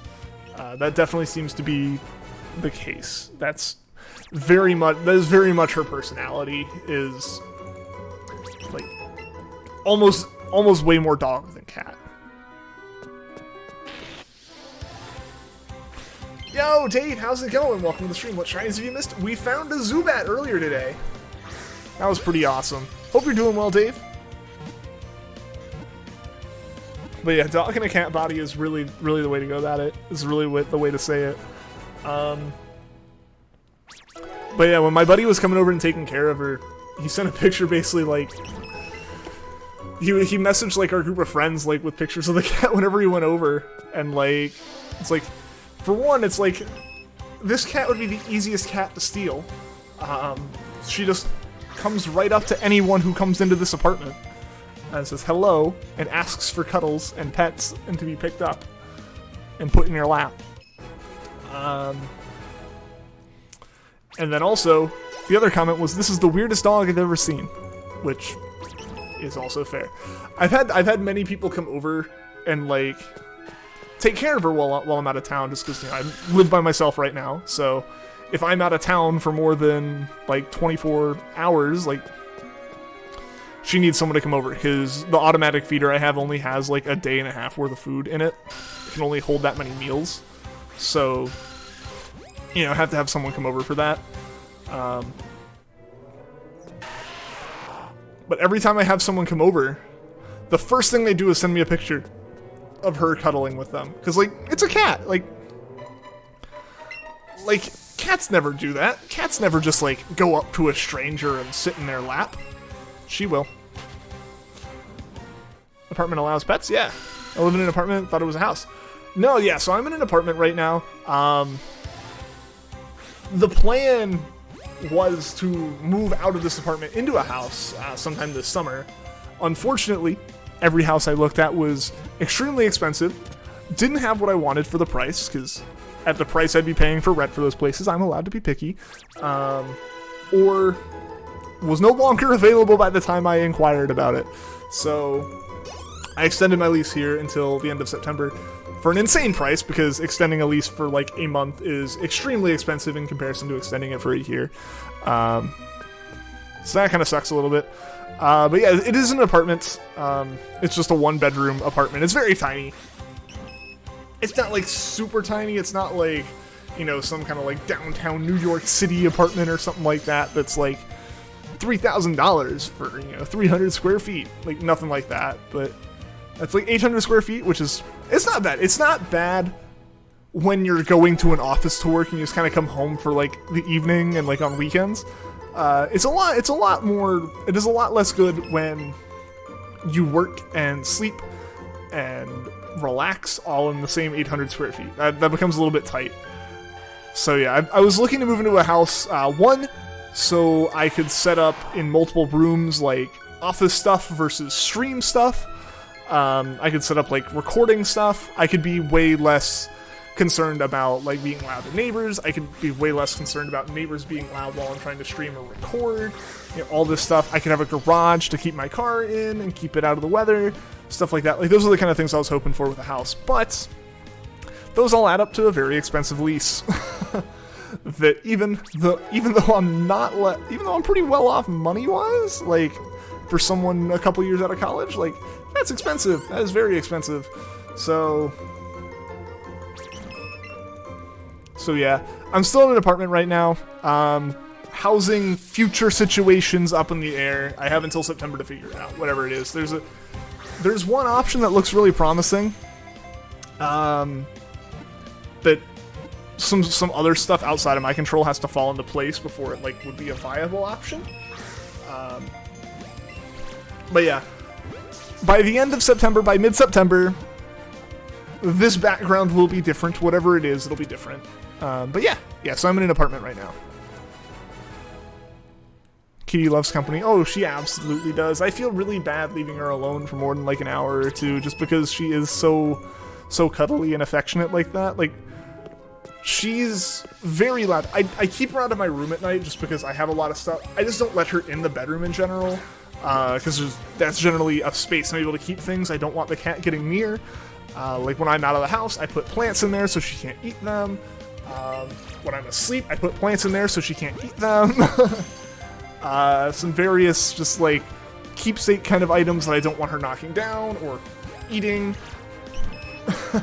It's generally a problem with her putting things in her mouth I don't want her to have in her mouth. So, but yeah, so that's generally the thing. So she gets locked out of that room. She really doesn't like it getting locked out of that room when I am in there asleep. So she gets very loud at night about that. So I feel bad about that. But you know, that has to happen. So occasionally, like, if I just, like, pass out, like, watching TV on the couch, she's as quiet as can be. Cuddles right up on the couch next to me. It's like, I feel bad that I, like, can't have you in my room at night. Guessing you found a Zubat. We did, John. We did. Don't know how to reply since your social skills suck. Someone was at you saying they have Mewtwo, but you already have Mewtwo. How do you reply? Neat. I don't know what the context of it is. Like, are they trying to offer you one? I mean, in that case, they're like, thanks for the offer, but I already found one, you know. Hey, we got green circles! Yes! If they make Let's Go Johto, they should name it Pokemon Fart Gold and Pour Silver. That'd be a very interesting naming scheme for them to go with. I'm down for it, though. End of September, you're going to be older and possibly have a GameCube. Hey, nice! Yeah, once I move and I can build the rest of my desk, because I've been holding off on the desk, because basically all summer it's been a matter of once I find a place, and I was just like looking for a place to like find immediately, I was going to be building the new desk, like the new part of the desk. So I have the drawers that I'm using as the legs for the new desk, and I've had those in my apartment since March. Or not March, since May. I've had those in my apartment since like early May. But I've had no desk for them. So yeah, that's one of the first things. I'm going to get the desktop, I'm going to stain it, I'm going to finish it, I'm going to slap it up against the side of this one, get like twice as much desk space, if not more, and yeah, be able to get some more GameCubes for more Jirachi hunting. Because that's one of the big things, right? Like I just don't have the space for the GameCubes right now, so they're in like a really weird position.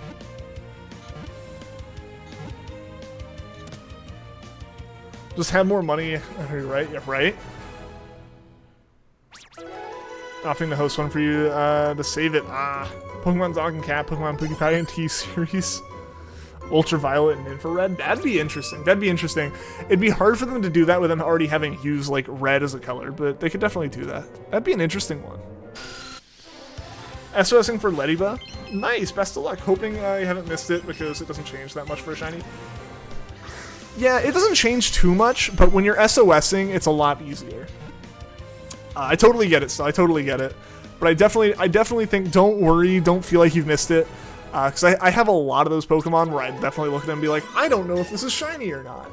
But looking at it, like looking at like the shiny on like Cerebi versus normals, like that doesn't look all that different. What I notice, or like you're looking at a whole bunch and going, oh, these all look like it could be shiny. As soon as you do see the shiny next to a normal one, it's very obvious usually. So don't worry, don't be like too paranoid that you've missed it. You know, there are plenty of those, even like Pichu and stuff like that, you know, things that really don't look all that different. They end up having a good bit of difference when they're like side by side. I hate Rowlet now since you're over odds, people are trolling you in this one server and everyone is Masude hunting it. No. When everyone on the server can get a Rowlet but you can't. You did Elekid and noticed straight away. Yeah, exactly. The same thing happened with me. Like, Elekid's definitely one of those ones that you think, oh boy, this is going to be really hard to tell apart. But then it ends up actually not being too bad. You know, as soon as you see them next to each other, it's really noticeable.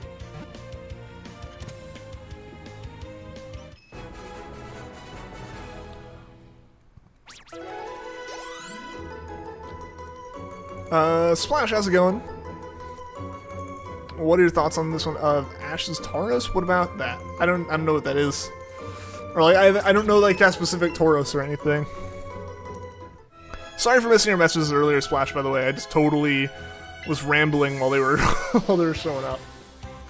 So that's on me, my bad day.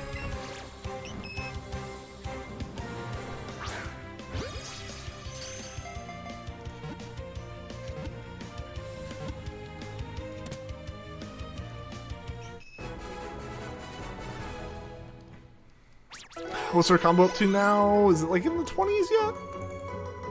No, not quite yet. We're halfway there. But we got those green catch circles, so we're getting there. We're really getting there now. All the failed combos up until now have led us to the point where it's going to be fairly easy to catch this Clefairy. It's just a matter of getting the Pokeball to land. more than anything else. Yeah, like something like that would have been really risky before in terms of whether or not it would have caught.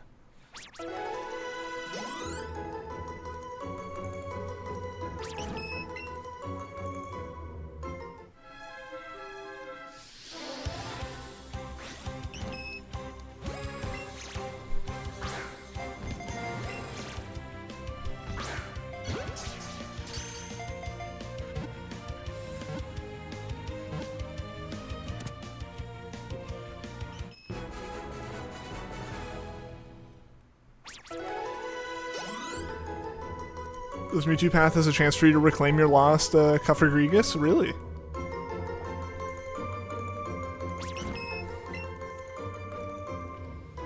How did you lose it before?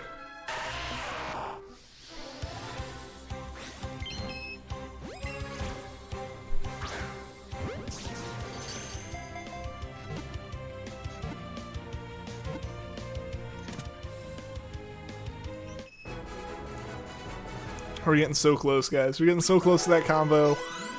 And it'll be just a matter of running around again like we were doing before.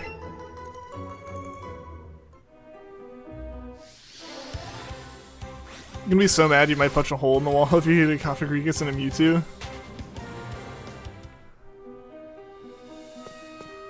You get those while you can't get Rowlet.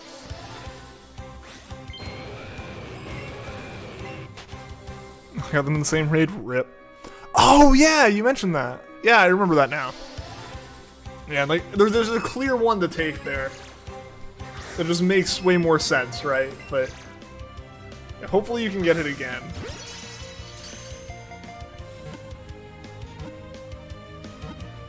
I'm waiting for there to be that one poor soul out there who gets all 4 shinies at once.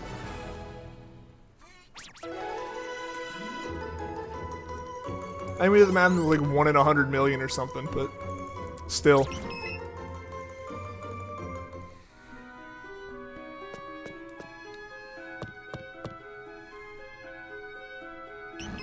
Ah, we could have gone after that. Dang it. Just like, I'm just not expecting things to spawn.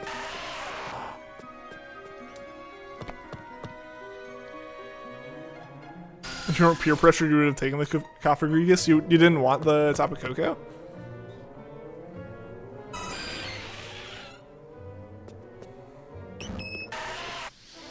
But I feel like Koko makes more sense to take. Like, if that's someone you were, like, hunting down, you know.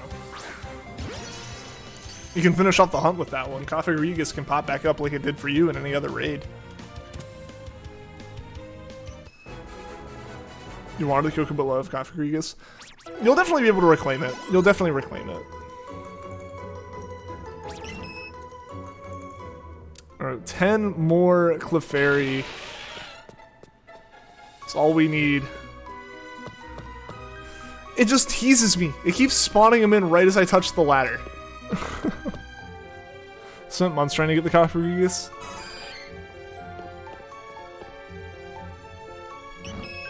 Love your ghost types. Do a hunt for just it then. Are you like specifically trying to get it through Dynamax? Is there, so this might be a very dumb question, it probably is. Is there any like reason to specifically go for the non-legends through Dynamax adventures? Or is it generally just better to go for those that are normal Dynamax or like just normal hunting? Like is there a particular reason to do it one way or the other?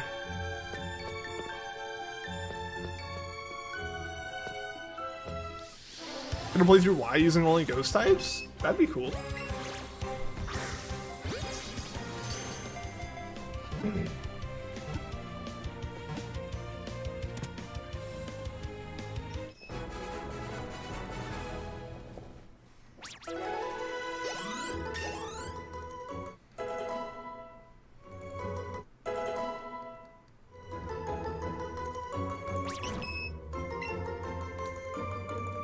Be right back. Alright, see you in a bit, Snickers.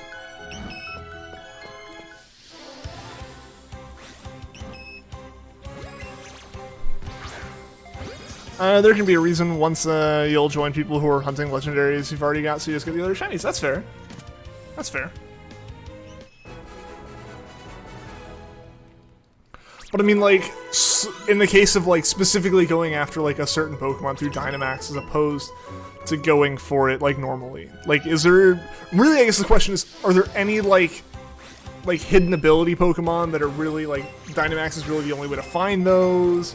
Or anything like that? Like, is there anything, like that going on in Dynamax? Even once you get all the legendaries and Ultra Beasts, you're still going to use this method for some of the normal mons. Gotcha. Best of luck with it.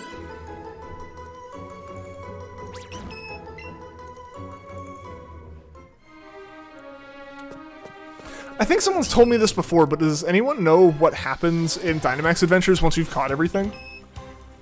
Like, once you've caught all the legendaries? Like, if you just try to run a Dynamax Adventure, I assume it lets you do it, but does it, like, does it put legendaries at the end, or does it just put, like, normal Pokemon or something? Ho and starters can have their hidden abilities. Ah, okay.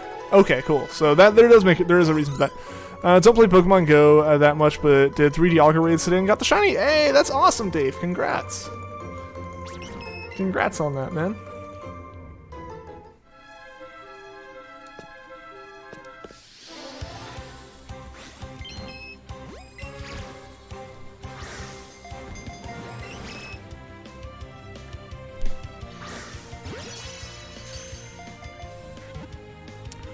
You can go for the legendaries still, you just can't catch them. Okay, okay. So it's probably just like, you probably like can't choose anything specific and you just like...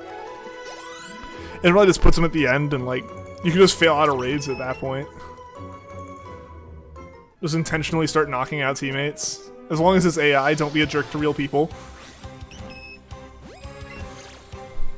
Because that's what I remember when I was trying to find the Coco to do for raids. Sorry, this totally slammed into the microphone arm. When I was trying to find Coco to do for raids back in like January. Or no, not quite January, but like back in like February. When I was trying to find Coco to start doing raids for it. I was just going to all AI raids. And if the Pokemon at the end was clearly not Coco, like its typing wasn't either electric or fairy, I would just kill the raid. I would just like start attacking teammates. I would choose a Pokemon that looked like it would be the strongest against anything that my teammates could pick, and I'd just start knocking them out. And I'd choose like the battle that was clearly going to be disadvantageous to my teammates. And I would just start knocking them out that way.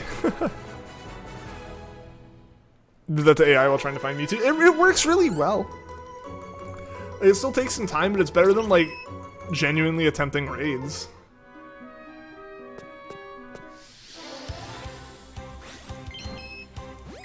Because you'll still have those battles where it's like...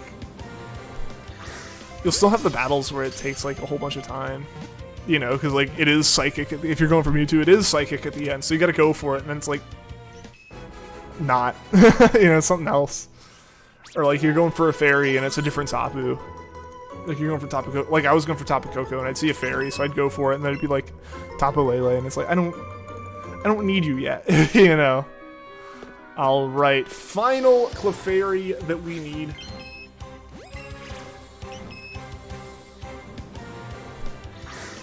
You can still find legendaries, then you can't find other legendaries you've already caught.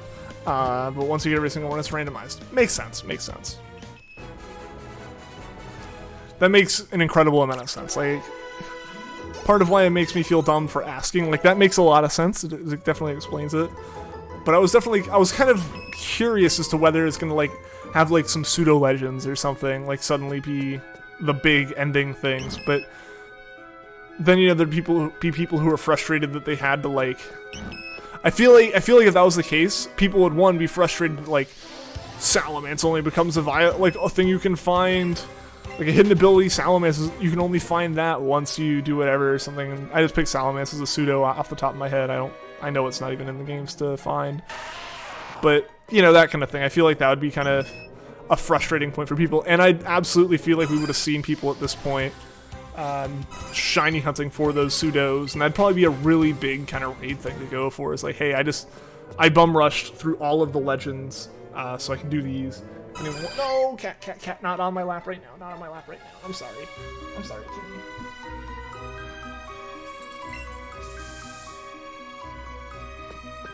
I saw she hopped down from her spot, and then, from her spot on the couch. I was like, oh, she's getting some water. And then I looked by my chair and she was like looking at me with the look she gives when she hops up. But it is a little warm in the apartment right now, so I can't have like fuzzy creature on my lap. I'd love to hunt a shiny hidden ability Garchomp in Dynamax Adventures. Still wish they could be square shiny though. See, for me, I just don't particularly care about the different types of shinies. I know there's like rarities to it and stuff, and like to an extent you would think that like really changes kind of like what you would think of the shiny, but like it doesn't appeal to me all that much. Because again, I've mentioned it where it's like completing a shiny living dex on its own is a task, and it's like I really like the idea of consistency in that, all in a Pokeball, all with the same trainer name, I work for the consistency, so when it's like, alright, well here's my whole Galarian, shiny living dex thing, but oh, some of them are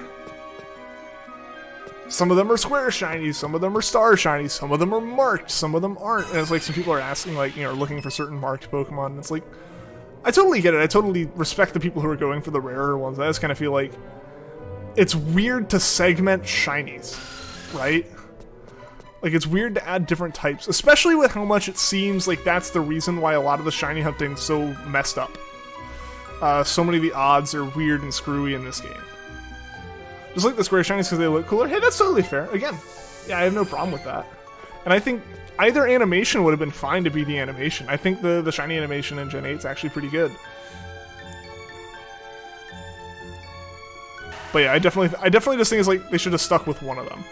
In my mind, either one would have been fine. But yeah, I totally would have been fine with getting the squares as like the normal shiny. Would love to mark a hunt Pokemon for a competitive team. Probably be one you don't care for the shiny. I'll just like look for a marked Pokemon. Yeah, I mean, doing a like specific mark on a competitive Pokemon is already tough enough versus just the shiny. You're back. Welcome back, Snickers. Welcome back.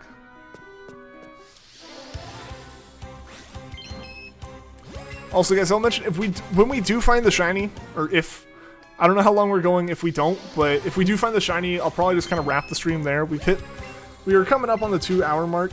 I am still quite sleepy. As I mentioned earlier, I got like 2.5 hours of sleep last night because of work. So I am fully running on the energy drink that I had, right? I've been sipping on, so. If we find the shiny, I won't really be setting up any kind of Porygon stuff. We'll just kind of be wrapping up. I don't know how long we'll go in search of the shiny today. Probably like another hour tops? Just as a heads up to everyone. Yeah, so next shiny we find will probably be where we wrap the stream. Love Rough Skin Garchomp, so it stops the fear strat from working on it. Nice.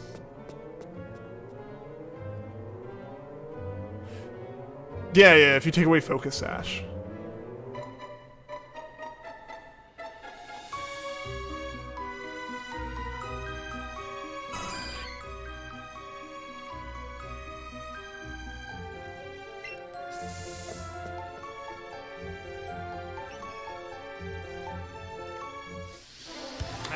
Come on.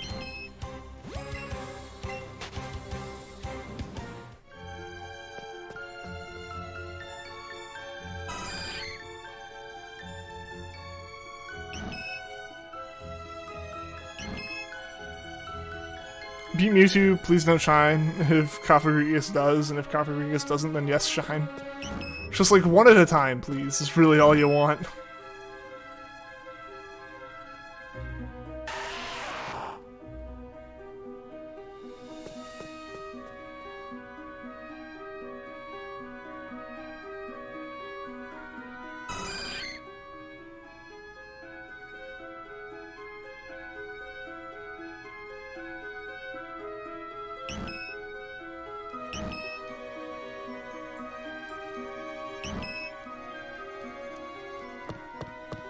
I'm gonna do a blind check so you don't know instantly. What do you mean by blind check?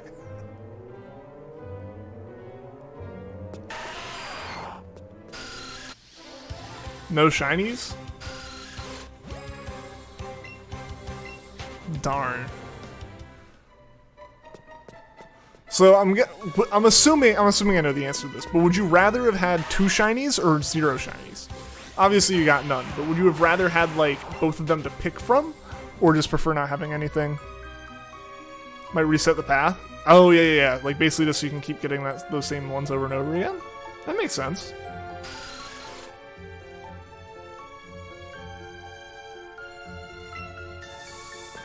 Oh, we don't have that many lures left. So I should probably stop doing this running thing soon. How many do we have? I should check. Probably like 5 or 6. 8. Okay, not nearly as bad. 0. That's what I figured. You definitely seemed like you were upset you had to pick more than upset that you didn't get a shiny.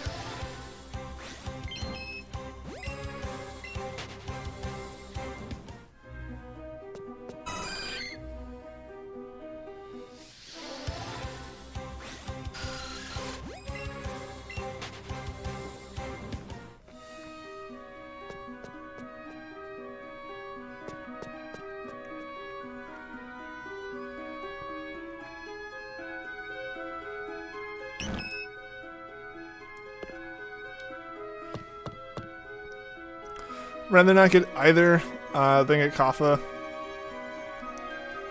and Mewtwo and leave Kappa behind again. That's fair.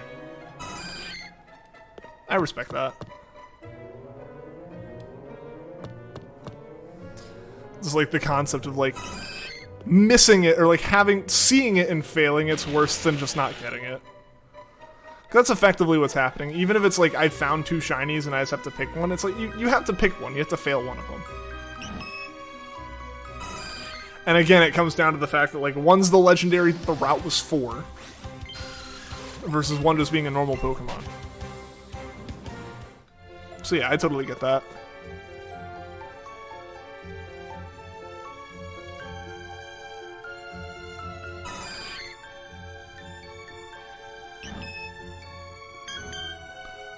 Can also get Torkoal, which is a shiny you don't have. Probably gonna keep resing until either Kappa shines or Mewtwo. Yeah, best of luck with that. And hey, like, if it's a pretty decent route, then yeah, definitely keep resetting it if you can do it fast. Alrighty, so probably just going to start resetting this route. Just to save on steps.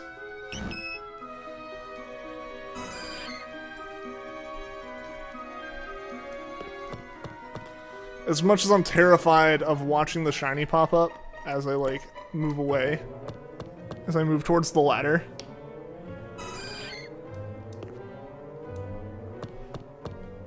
It's gonna be the best way to see new Clefairies over and over again for the number of steps that I'm using.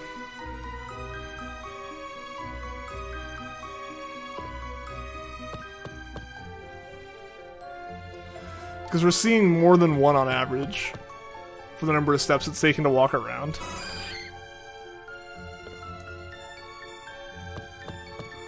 If you're gonna another switch, you can double hunt some of the hard legendaries like Kyogre and Zygarde, yeah.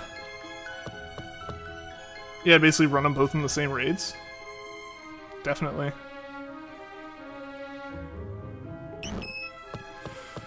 I don't like this. I don't like this at all. It's the most efficient way to do this, but I keep getting Pokemon spawns right as like I no longer can react.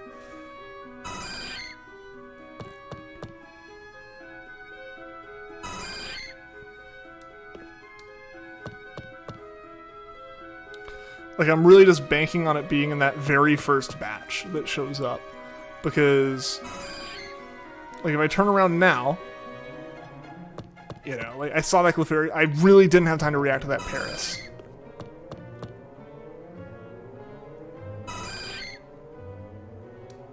Granted, more Pokemon show up in that first batch than pop in afterwards, but still,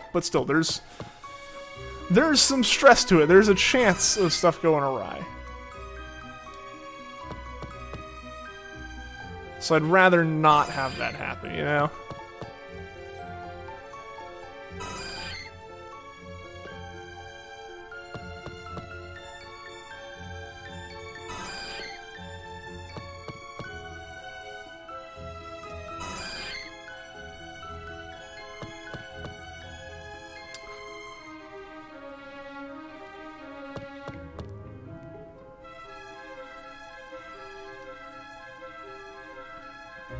See, like that. When I moved, 2 more Clefairies popped in.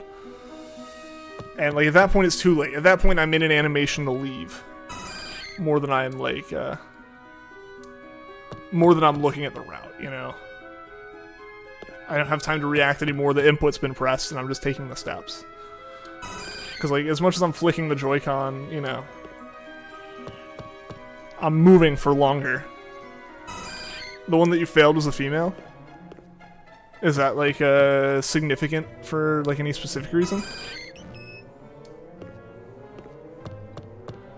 If you want a true reclaim, you need a female one, but a shiny is a shiny and a reclaim is a reclaim. Yeah. Yeah, I mean, if you look for the exact same stats, it's gonna be a nightmare, you know? Yeah. We're just gonna run around. I feel way more comfortable with that. I feel way more comfortable running around for these than I do,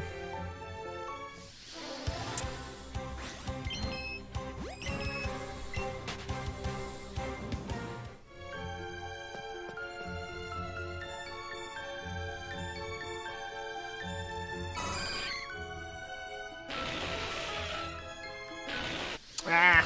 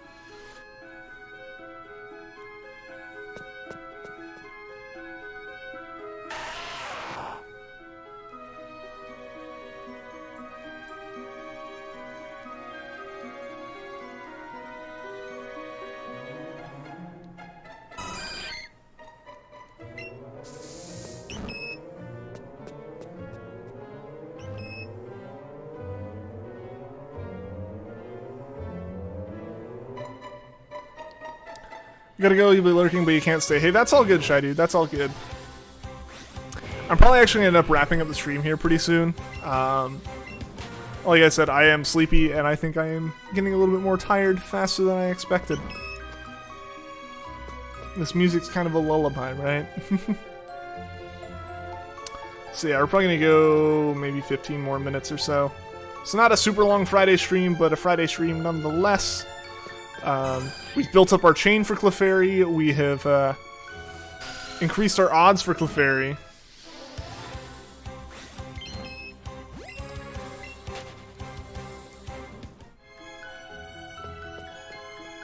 Or increase our catching odds for Clefairy. Off camera, I'll probably just have to buy a few more items. Find a few more things. I'll have to pick up like moonstones and stuff that I can from the daily items here. All that good stuff. It'll be scary if we find a Clefable as a shiny, because it has not been built up at all in terms of odds.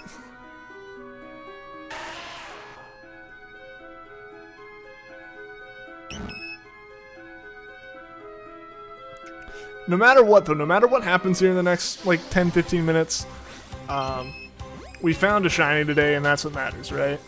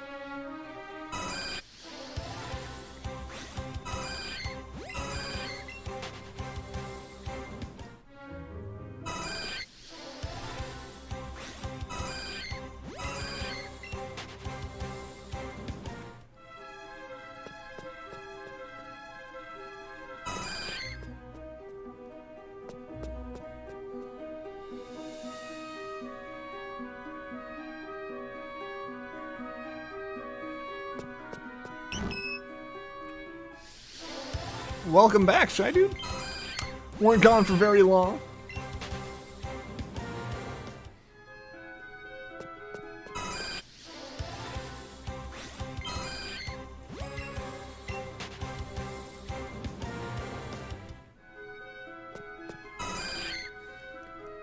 Yeah, we gotta be running low on lures here. So we might just go until we're out of lures. I think that basically if we find the shiny, that's fantastic. If we don't, we run out of lures off camera. I grind a little bit of more money and buy some more lures. Pick up some items that I need, all that good stuff. And then we can hit the ground running on our next stream. But hey, there is a very good chance that we do find a shiny Clefairy before that. I think we have like 5 lures left now, something like that. So that's a good bit of running still. We found the Zubat pretty quick, so yeah, we might find the Clefairy pretty quick, or you can find a Geodude or something. What's nice about this cave is I need pretty much everything except for Chansey.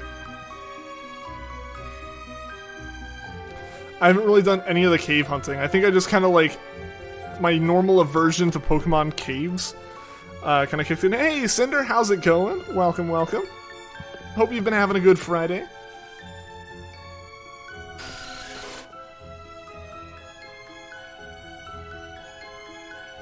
How's the Clefairy hunt? One of your favorite shinies? So far, so good. We've had to build up the chain a couple times. One chain we built up from yesterday netted us a shiny Zubat, which was amazing. I needed a shiny Zubat in this game. It took us a couple tries to get the chain built up after that. I kept missing the cues that indicate like that Clefairy's gonna run. So we had a couple chains end because Clefairy ran, but those chains breaking did give us a chance to catch enough Clefairies to get it so that it's a green catch circle, which is nice. Yeah, so now we're just running back and forth here through Mount Moon, hoping to find ourselves a shiny. The stream's kind of close to ending. If we find the shiny or we run out of lures, which I believe we've got like 3 or 4 left now. Yeah, we've got 3 lures left. Once we run out of those, I'm ending the stream. I'm very tired. I mentioned this earlier in the stream. Last night we had a deployment for work that was supposed to go from like 11:30 to midnight. I got off the call at 5 a.m. So I also had a meeting at 8 a.m. So I got like 2 hours of sleep last night. So I am fully awake because of caffeine. And I really probably should take a nap. So I'm gonna be resting a little bit after the stream here.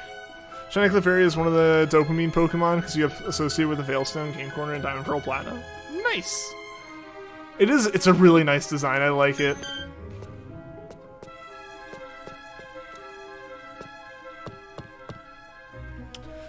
I'm excited that I picked this up as like the next Let's Go hunt to do.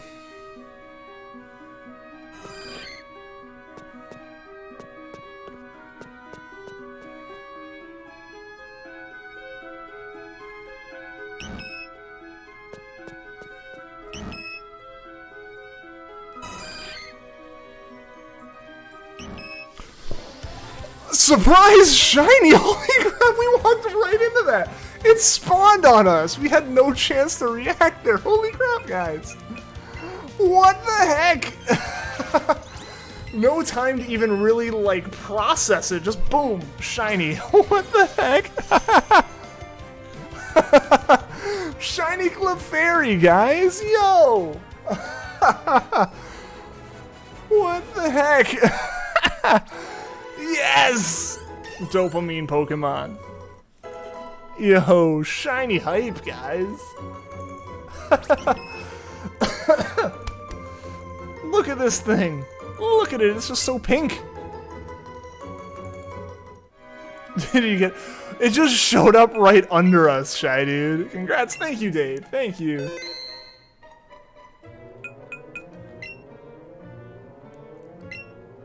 Alright, let's go mark this. Let's go mark this. Change markings, favorite it. Let's go look at it. Let's check the summary. Look at it. Let's look at its, Okay, that's actually not bad. That's not too bad. just as far as like the stats it could have. Not saying they're great, by any means. Has, like, its defense not being that great, it's probably not fantastic, but yo, shiny hype, guys! Shiny hype. Alright, so I think we'll still just go ahead and run out the lures here. Maybe we'll find a second one. I can't believe it just popped up under us. Still no shinies, the path isn't that good, so you might leave this one and try to get a better one. Yeah, that's fair. I think it really makes sense to like run that until you get a good path with what you want on it. I think the biggest thing there is just going to be finding another path that has Clefairy on it. I think that's going to be the hard part. But yo, guys, what's nice about that is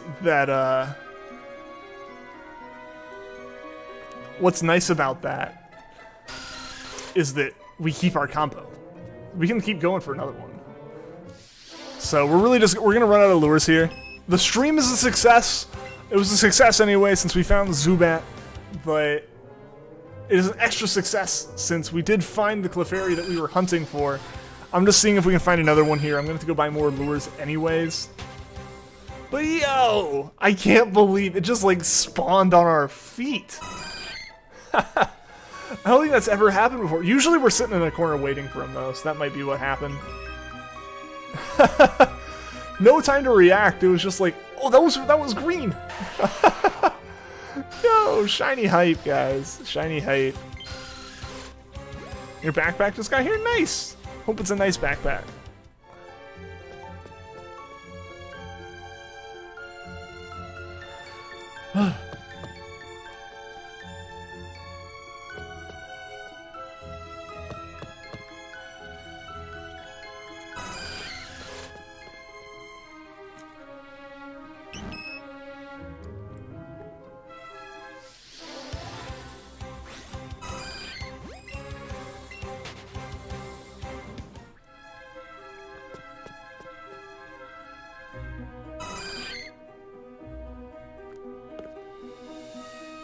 Alright, I believe this is our last lure.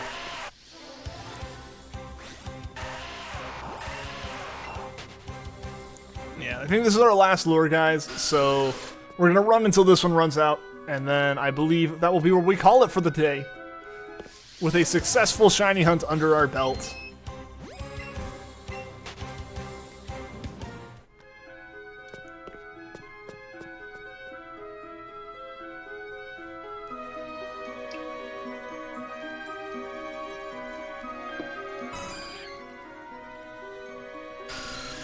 You can put your Rowlet in that pocket. Nice.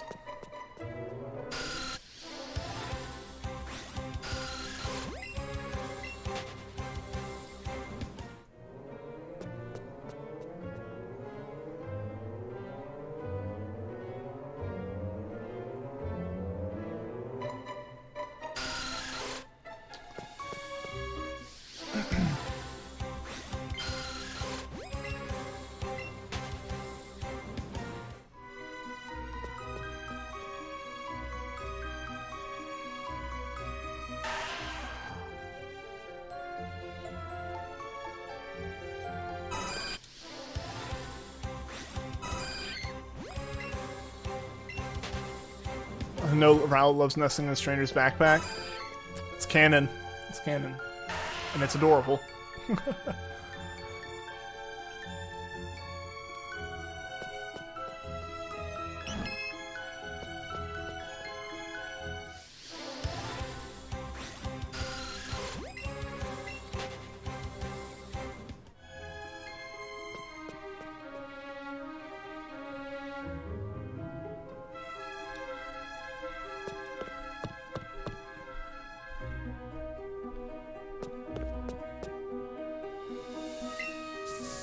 Alright, I said that was going to be the last lure we used. I did actually click yes on that.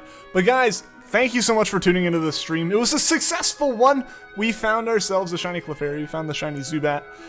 Thank you guys so much for watching. I'm going to go take a nap. Like, now, probably. So yeah, thank you guys for watching the stream. We'll be back on... I don't know about tomorrow. We'll definitely try to do some kind of stream over the weekend. It might just be like, it might be a Twitch stream even. I'm not sure, so definitely go follow the Twitch channel linked below if you haven't. There's a few hunts I want to redo, basically, and get like the other ones we need for the living decks, including this Clefairy. So yeah, we might do a Twitch stream. I'm not sure, but yeah, thank you guys for watching. Thank you guys for sticking around, hanging out. It's always fun talking with you guys. I'll be back again probably Sunday, if not like late tomorrow. And yeah, hope you guys have a good weekend, and until next time, take care.